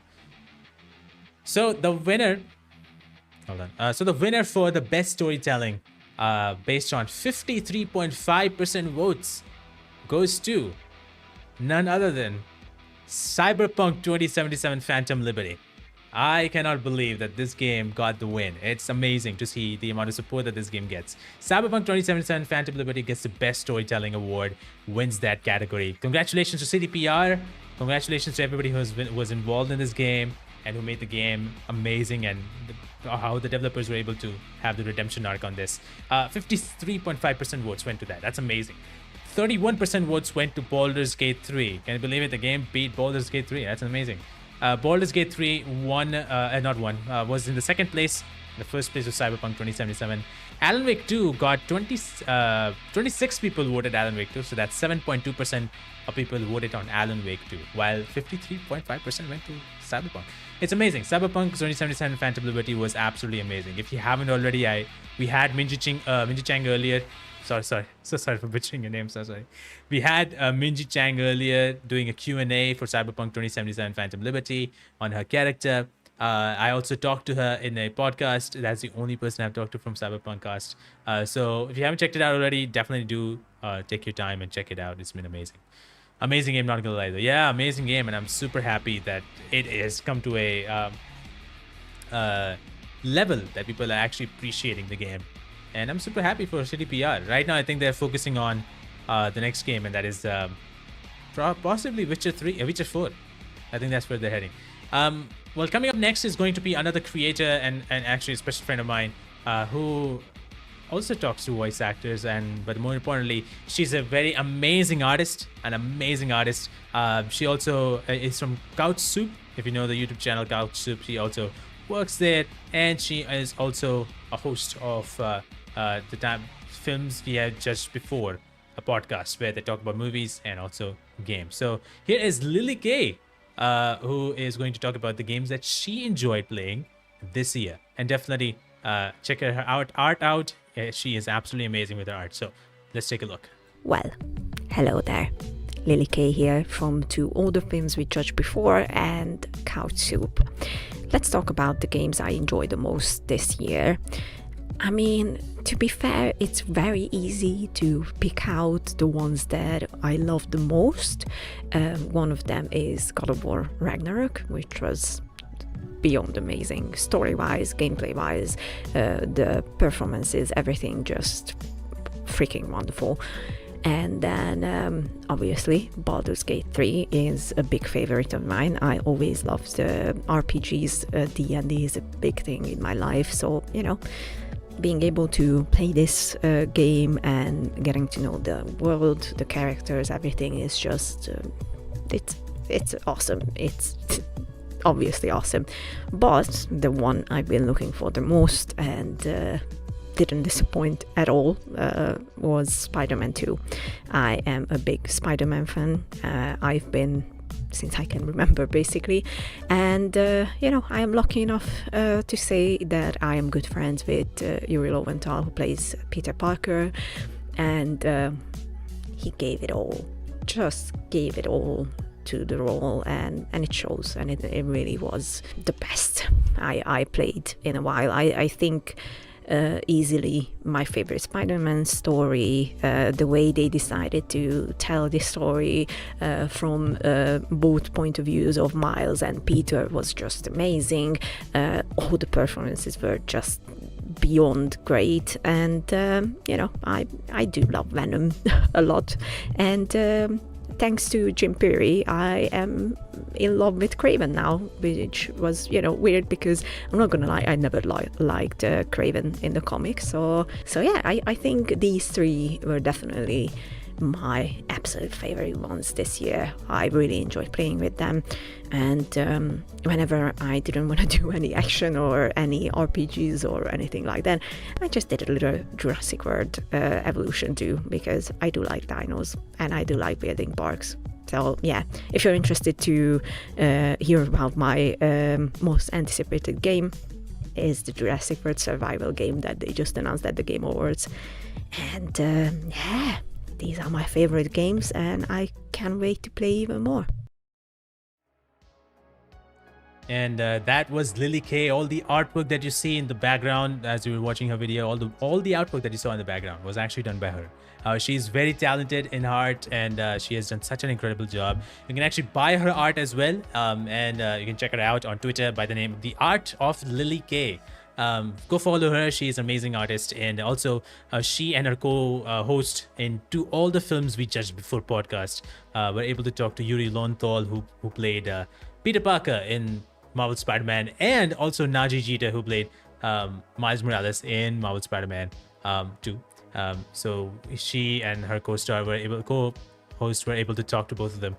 Those are the two people who I would love to have in my podcast as well. But incredible person, incredible talent. She is also an actor, so she's trying to go for plays and everything. So very talented, and she's absolutely amazing. So thank you for the opportunity. Thank you for giving the time to come to the show. I really appreciated you talking about the games that you love this year. Well, that was that, and it was really amazing. Now coming up, we have 3 more awards to give. It's going to be amazing to see what happens next. Now let me take a look. I love the art. Yeah, she has some really amazing art. Like, she recently did an art for oh my god, I'm forgetting, Homelander. Looked awesome, like amazing, like so good. I really love that. That was amazing. That was really cool. Okay, gonna do the last final giveaway after the Game of the Year award has been mentioned, so wait on for that. For the giveaway for Baldur's Gate 3. Now, if you guys haven't already, I would highly appreciate if you guys could like the stream right now and also share the stream around. We are almost to the end, but it would be great if you can share the stream. You can share it on Instagram stories. Few people have done that already by tagging me, and you can also share it on Twitter if you have one. You can use hashtag GameFest Game Awards and also tag me along and Gaming Madness 97. You can use all these together, and you can share the stream around wherever. Even though the stream ends, you can also share it around and let other people know that, hey, this charity stream happened. Just to let you know that this the charity will not be done and dusted once the stream is over. The campaign will still be open for the entire year, the month of December. So feel free to donate even after the stream is over. Even if you were not present in the stream, you can still donate using the link. So definitely try. If you want to, definitely go for it. And I just want to say a big thanks to all of you for raising to up to $354. That's amazing. The goal is $500, and I understand we might not be able to reach it, but thank you so much for everybody for giving $354. That's amazing. Last year we actually did this stream. It was by the name Golden Game Show. Terrible name.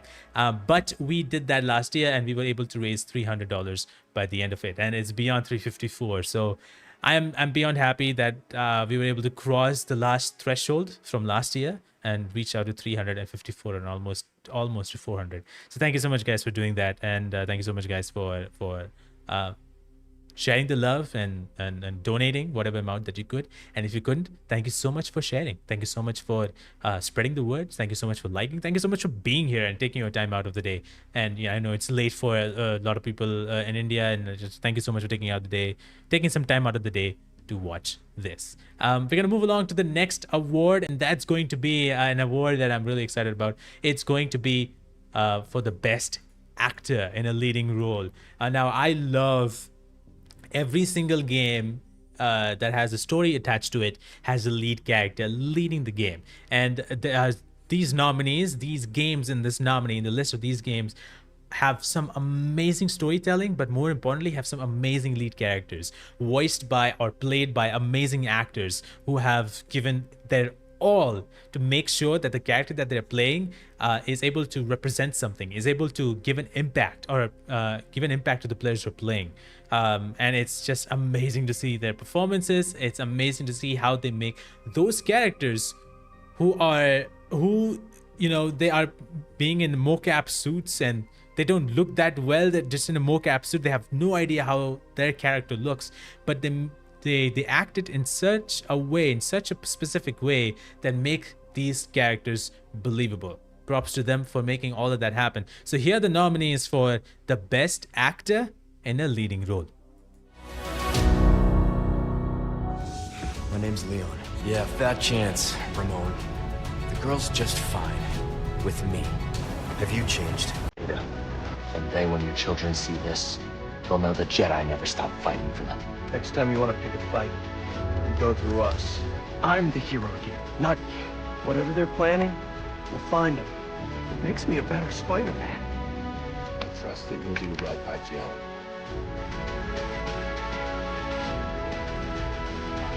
I'm a shield of this area. This was a ritual. A Nightingale component. You got out of the dark place by writing a novel. The pages we've been finding. That wasn't me. Was it? You don't know what you took from me. My, no one says surfing the web anymore. Still gonna have time for tutoring?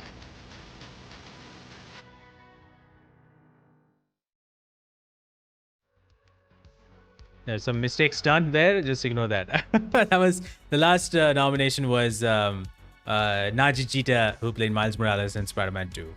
Sorry for the error. I don't know. I did not know I didn't change that. But that was Naji Cheetah, the Miles Morales, who played Miles Morales in Marvel Spider-Man. Miles Morales, the game, and Marvel Spider-Man 2. So who do you think is going to be the winner for Best Actor in a leading role? And this, I will say, was so tight, and I'm saying it was so close. Everybody was so close on winning. Like every single nomination, except one, every single nomination was this close to it. It was like if somebody voted that, if two people voted on the other actor, they would have won. Everyone was this close. I have never seen this type of voting. It was so close. I'm gonna say the list. There's 20% on one actor, 19% on the other actor, 16% on the other actor, 16.7%, 17.6%. This is the amount of votes that each of these actors got. So it's insane. So who do you think is going to win this one? Is it going to be Nick Apostolitis, who played Leon Kennedy from Resident Evil 4? Cameron Monaghan, who played Cal Kestis in Star Wars Jedi Survivor. Melanie Liebert from Alan Wake 2 played Saga Anderson. Or we have Ben Starr from Final Fantasy 16, who played Clive. And we have Naji Cheetah, who played we also have Naji Cheetah, who played Miles Morales in the Marvel Spider-Man 2, or Yuri Lowenthal, who played Peter Parker in Marvel Spider-Man 2. Who do you think is going to take the win? Who do you think is going to take the award? Nick for me, and Nick did a fantastic job. I have to say, Leon Kennedy, Nick playing that character was so good. Like he nailed it. As Leon is, and he nailed that. Ben Starr, Yuri, Nick maybe? I like Nick. Nick is amazing. I wish I could talk to him. Yuri, Ben Starr. Ben Starr, I love Ben Starr. He's been a meme at this point. So I love Ben Starr. He's been auditioning for his own roles. If you haven't already, he auditions in a very funny way. So he said he's a fucking Mario. So it's one of the small versions. But yeah, the winner actually, let's take a look at the winner. The winner for the best actor in the leading role based on 306 responses, 20% of the votes, which is a winner by the way, 20% of the votes went to Ben Starr for playing Clive Rosefield in Final Fantasy 16. He takes the award home, the GameFest Game Award, Best Actor in the leading role. 20% went to Ben Starr. 19%, right next to it, 19% was for Yuri Lowenthal.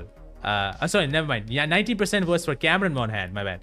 19% was for Cameron Monaghan from Star Wars Jedi Survivor, who played Cal Kestis. 16% was Yuri Lowenthal. 17.6% was Nick Apostolitis, and 16.7% was Melanie Liebert. They were so close.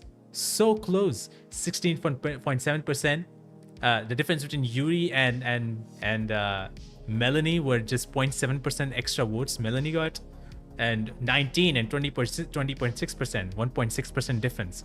So it was so tight, and I was wondering who is going to win, because ever since a couple of weeks once this link was out, since then it was crazy. So congratulations to Ben Starr for winning. He did an amazing performance, amazing role. What a guy, amazing actor, and he is a big fan of Final Fantasy games. So I'm happy that he got the role to play Clive Rosefield in a Final Fantasy game. So, and leading actor in a Final Fantasy game. So I'm really, really happy that he got to do that. Speaking of Ben Starr, there is a very awesome moment of Clive Rosefield from Final Fantasy 16, and we are going to take a look at that small, fantastic, amazing moment. One of the amazing moments of Clive Rosefield in Final Fantasy 16.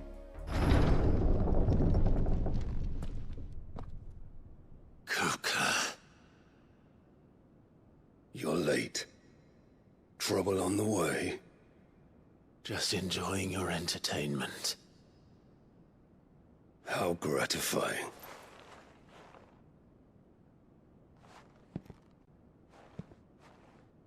Have you come to defend your father's throne, Lord Rosefield? The Grand Duchy of Rosaria. A realm without a ruler, an army, even a people.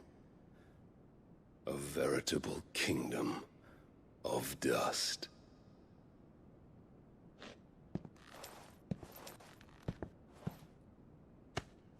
Truly, I see no throne to defend.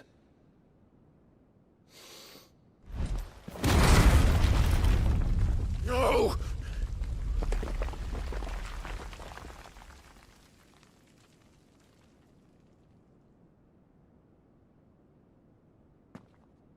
Enough of your games, Kuka. Just tell me what you want. Sid's head in a box. Imagine my disappointment when I learned that he met his end at the hand of another. And my relief to learn that you had taken up his thrice damned name.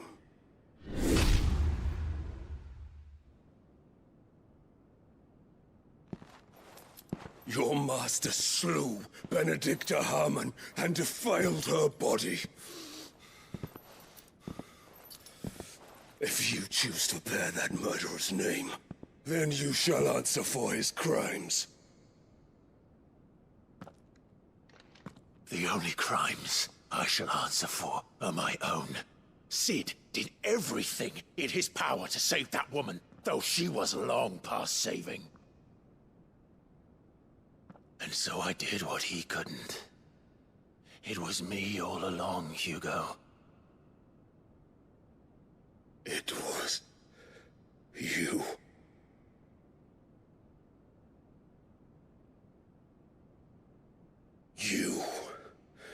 You killed her. I did.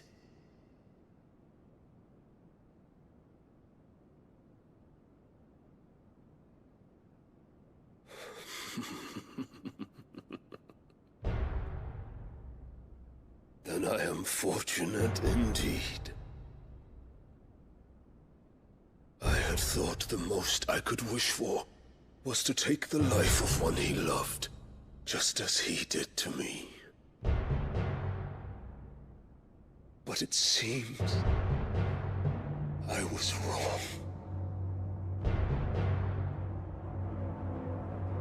And I shall have my revenge. We shared a dream!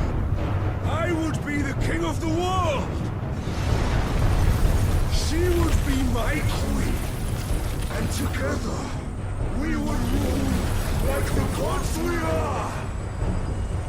But you crushed that dream, ground it into dust! Hear me, Rosefield! You will pay for what you've done.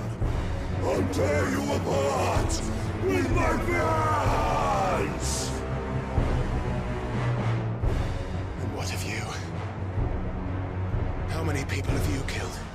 How many dreams have you crushed? You're not the only one who's seen their world fall apart around them. You'll get no pity from me, Kuka. No pity. And no mercy. Now die! And I gotta say, the next part is probably gonna be spoilers, but there's some intense moment that was definitely one of those intense moments that is in Final Fantasy 16, especially when they say die together. Now you die. Clive Rosefield in that game as Clive, Ben Starr in that game as Clive is very intense and has that gravelly voice, and it's amazing. And I want to play Final Fantasy 16, as you said, Sujeev. I want to play Final Fantasy 16 because of the fact that you have like crazy as big monsters or titans that you get to turn into, and you could play that. And Final Fantasy has been fun, but I've never get to try like finally focus and play it. I would like to play it sometime. The problem is I have to give that time to myself. All right, before we move along to the next award, I'm just going to close this round 2 of Ultimate Game of the Year award, Ultimate Game of the Year. And looks like Baldur's Gate 3 has taken the win over on this with over 50 plus votes, 50% votes, which YouTube doesn't want to show. Yeah, both people are quite angry. They are quite angry. I guess so. So I'm gonna push up another poll right here, and I think it's kind of quite obvious who's going to win it. But regardless, let's start on the poll, and it's going to be for the Ultimate Game of the Year final round. Let's go for the final round. It's going to be between Baldur's Gate 3 and Alan Wake 2. Can you believe that? Let's go for the guys. Let's go for the poll. The poll is up right now between 2 of the games, Baldur's Gate 3 and Alan Wake 2. Who do you think is the game, your Ultimate Game of the Year? Vote for it right now. All right, we're gonna move along to the next award, and next award is actually one of the most special one because we have a very special guest talking about presenting this award. Now, this award is going to be for Best Actor in a Supporting Role, and we had some really amazing actors in games leading a character, but we also have some really amazing actors who are playing some supporting characters, and there are some really good ones. So let's take a look, because to present this award for the Best Supporting Actor or Best Actor in a Supporting Role, we have Tommie Earl Jenkins, who played Die Hardman in Death Stranding, or you might know him as the mayor in the Wednesday Netflix show. He's going to be presenting the award, so please welcome Tommie Earl Jenkins. Several games, including Die Hardman from Death Stranding, Jacob Kane in the voice of the Court from Gotham Knights, as well as the companion Azander Alcibiades in Elder Scrolls Online, the Necrom chapter, just to name a few. I'm so honored to be able to present the award for Best Actor in a Supporting Role. Now, in games, actors are the ones who make the characters come to life, adding depth, truth, integrity, and realness to the story. Their strong acting ability not only makes us feel a multitude of emotions and takes us on incredible journeys, but also reminds us how important supporting characters are in the development of the story and their relationships to other characters, and making the story interesting for players all over the world. These nominees have elevated the storytelling quality by infusing their characters with unique traits and compelling story arcs, making the gaming experience even more memorable. Here are the nominees for Best Actor in a Supporting Role. My name's Astar. They're devoted to this absolute. They're still going to die, but at least they're willing to fight. I wouldn't be so quick to judge, Calcastus. Much has changed since we last saw each other. Take this. Go too quickly. Go protect me. Name's Luis. Encantado. No time for any questions. Drop to this team. I'll make it cheap for you. That's a meal for now. He hears you fine. It's so good you're here. Don't know what I'd do without you, V. What are you doing this? I need to change things from the inside. I know you're still in the theater. I think I've been on for a while now. I wanted to thank you for giving me the chance to work. The winner for Best Actor in a Supporting Role is Minji Chang for the role of Songbird in Cyberpunk 2077 Phantom Liberty. Hey everyone, thank you so much for this honor. I am beyond touched and bewildered at this recognition. Thank you so much for this award. Thank you to the GameFest Game Awards, and thank you to all the fans who voted. This is so wild for my first video game ever and to be given the role of a lifetime. I really wonder how it can get better than this. Thank you to CDPR for inviting me to be part of this project. Thank you to Pierce O'Toole, our director, who just guided me every step of the way and helped bring out all of Songbird's layers and all her complexities. It was so much fun to just play and explore and be creative together. Yeah, this is wild. And for every actor out there, I mean, this is what we dream of, is just to know that we did a good job and that we really made an impact, you know, not just to entertain, but kind of make an impression and tell a story well and take you on a journey. And it's just, I just want to thank the gaming community so much for how warm and welcome you've all been to this noob. Like, you know, I'm new to the universe, and it's just been such a thrill and really just, I don't know, just, it's been really, really, really wonderful. So thank you all so much for your kindness, and hopefully, we don't know what the future holds, but hopefully this won't be the last you hear me. But congratulations to all the other nominees and all the winners. You guys are all incredible. It's so great to share this space with you, and have a great rest of the show. So happy. So happy for Minji Chang for being the winner of Best Actor in a Supporting Role. When I told her that she is the winner, she was really in disbelief, and at the same time really happy. So I'm really happy for her. She really nailed the job as Songbird, and she did her absolute best in playing this character. I really enjoyed that character, and as I said, created a big impact on, as I was playing and I was seeing it. It hit me so hard, and I talked about it in the podcast as well with her. So congratulations. 48.1% of the people voted for Minji Chang. So that is amazing. That is incredible. 32.2% of people voted for Neil Newman, who played Astarion, and we have 13.3% who voted for Andre Pena for playing Luis Serra in Resident Evil 4. Amazing nominees. All of these people, all these actors in the list are amazing. They did a fantastic job on every single character, including Tina Ivlev and including Laura Bailey. They have done such an amazing job playing their characters, so it's been incredible to see. But I'm really happy for Minji Chang for winning the Best Actor in a Supporting Role. And now it's time to, I guess it's time to finally end this. It's time to finally figure out who is going to be the game of the year in the GameFest Game Awards. It's been an amazing ride, and I know we also have an Ultimate Game of the Year awards going on, and it looks like Baldur's Gate 3 is taking the win so far. But to present this award for the Game of the Year in GameFest Game Awards is the incredible, the legend. I can't say it the way he says it. I'm going to try it again. Legend. I don't know.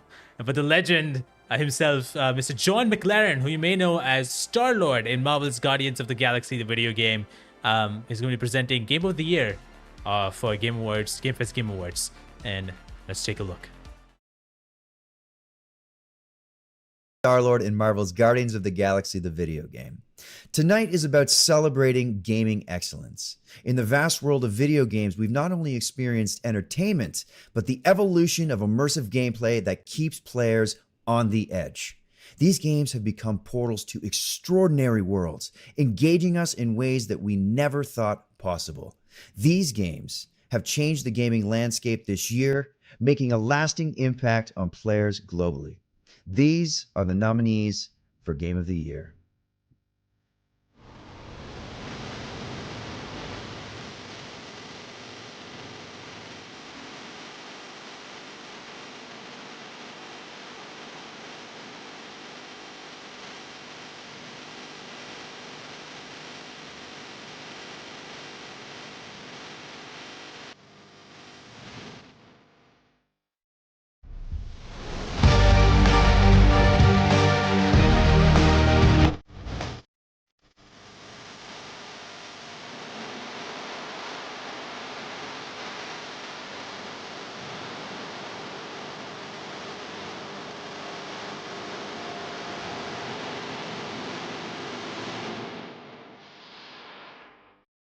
And the award for Game of the Year goes to,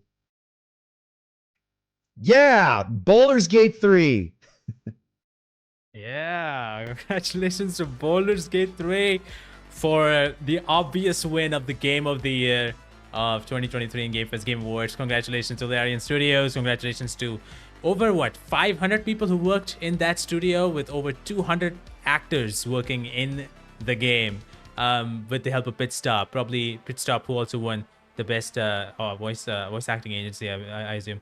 But congratulations to Baldur's Gate 3. What a fantastic video game. I am extremely honored that I was able to talk to some of the amazing actors from that game, and share their stories. And I'm extremely happy to see Baldur's Gate receiving a success that like no other game in 2023. And I think this game is going to be talked about for years to come. A game that took the world by storm, with over 800,000 players concurrently for more than 2 weeks. It's an incredible feat for the gaming world, and created a lot of controversies, but I'm really, really happy that Baldur's Gate 3 won that Game of the Year award. Congratulations to them.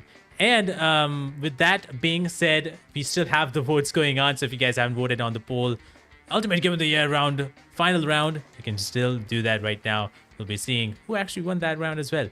And with that being said, since Baldur's Gate 3 won the best Game of the Year in GameFest Game Awards, we are going to switch to the giveaway, the final giveaway for tonight, and that is Baldur's Gate 3, 2 codes of Baldur's Gate 3 for PC and for Xbox. So let's take a look at that. Let's go over there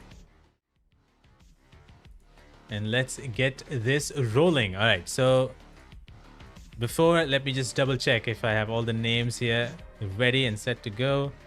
I have to really quickly check something as well to make sure. Yeah, so we have an Xbox and a PC code. So without any further ado, let's pull me up. Hello there. Let's take a look. Let's take a look at who can win the Baldur's Gate 3 code for PC. Let's go for the PC one first. Baldur's Gate 3. I'm just gonna make sure I have everybody in here. Looks so, except one person, except a couple people who are not here. All right, so it's time to see who wins the PC code for Baldur's Gate 3. Let's spin the wheel and let's see who actually gets the win. And it is going to be Warrior Princess Xena, who gets the win for Baldur's Gate 3 PC version. Congratulations to Xena for being the winner. I don't know if you're in the chat, but it would be great if you could reach out to me on that matter. And so congratulations on Xena for getting the win. Spoken Spoon, there you go. Congratulations on getting the win here. Please do reach out to me if you can, wherever you feel like it. It could be Twitter, it could be Instagram, it could be anywhere. So feel free to reach out, and I can give you the code that way. Next, let's go to the Xbox version of, I believe, Xena, you don't have an Xbox version, so I'm just gonna take your name out just in case if your name comes up again. So we're gonna take the Xbox, take a look at the Xbox version of Baldur's Gate 3. I'm gonna give away that code, so let's take a look and spin the wheel. Who's going to win the Baldur's Gate 3 code for Xbox? It is going to be... Oh, I know this guy already has the game. So this guy already has the game. I know he's had it on PC and he doesn't own Xbox. So I'm just gonna take his name away. Just take his name away. I know he has the game code. So I'm gonna spin the wheel again to see who has it, who is going to actually win it, and whoever wins it wins it. And it's going to be slowly go. Oh my God! It's going to be Pavan. Is going to take the win for Baldur's Gate 3 on Xbox. Let me know, Pavan, if you're here, about the giveaway as well. All right, Japower, you mentioned about how to reclaim the code. You can claim the code by contacting me in any way, anywhere you can. You can reach out to me on Twitter, on Discord, on Instagram. You can also yeah, on Instagram. I think that these are the places that you can actually reach out, or you can actually reach out to me on my email. You can actually find my email in any of the locations. And actually, I'm going to drop my email right here.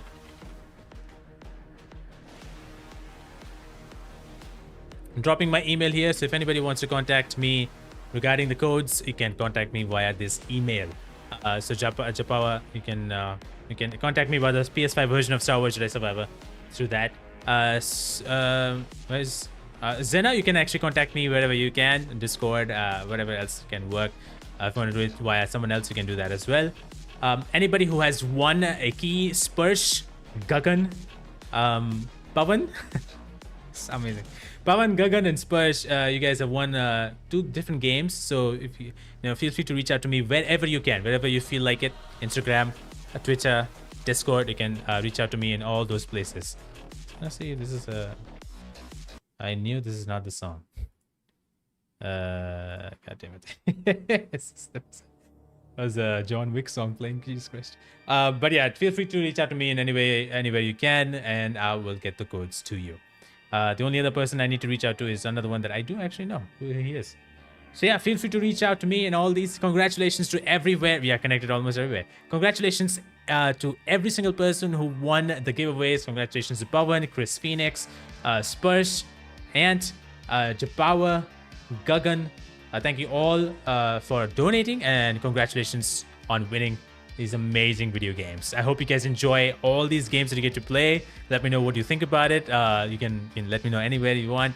And in the end, we're gonna decide. We're gonna see who actually won the Ultimate Game of the Year. And it looks like the Ultimate Game of the Year is none other than Baldur's Gate 3, based on your guys' voting.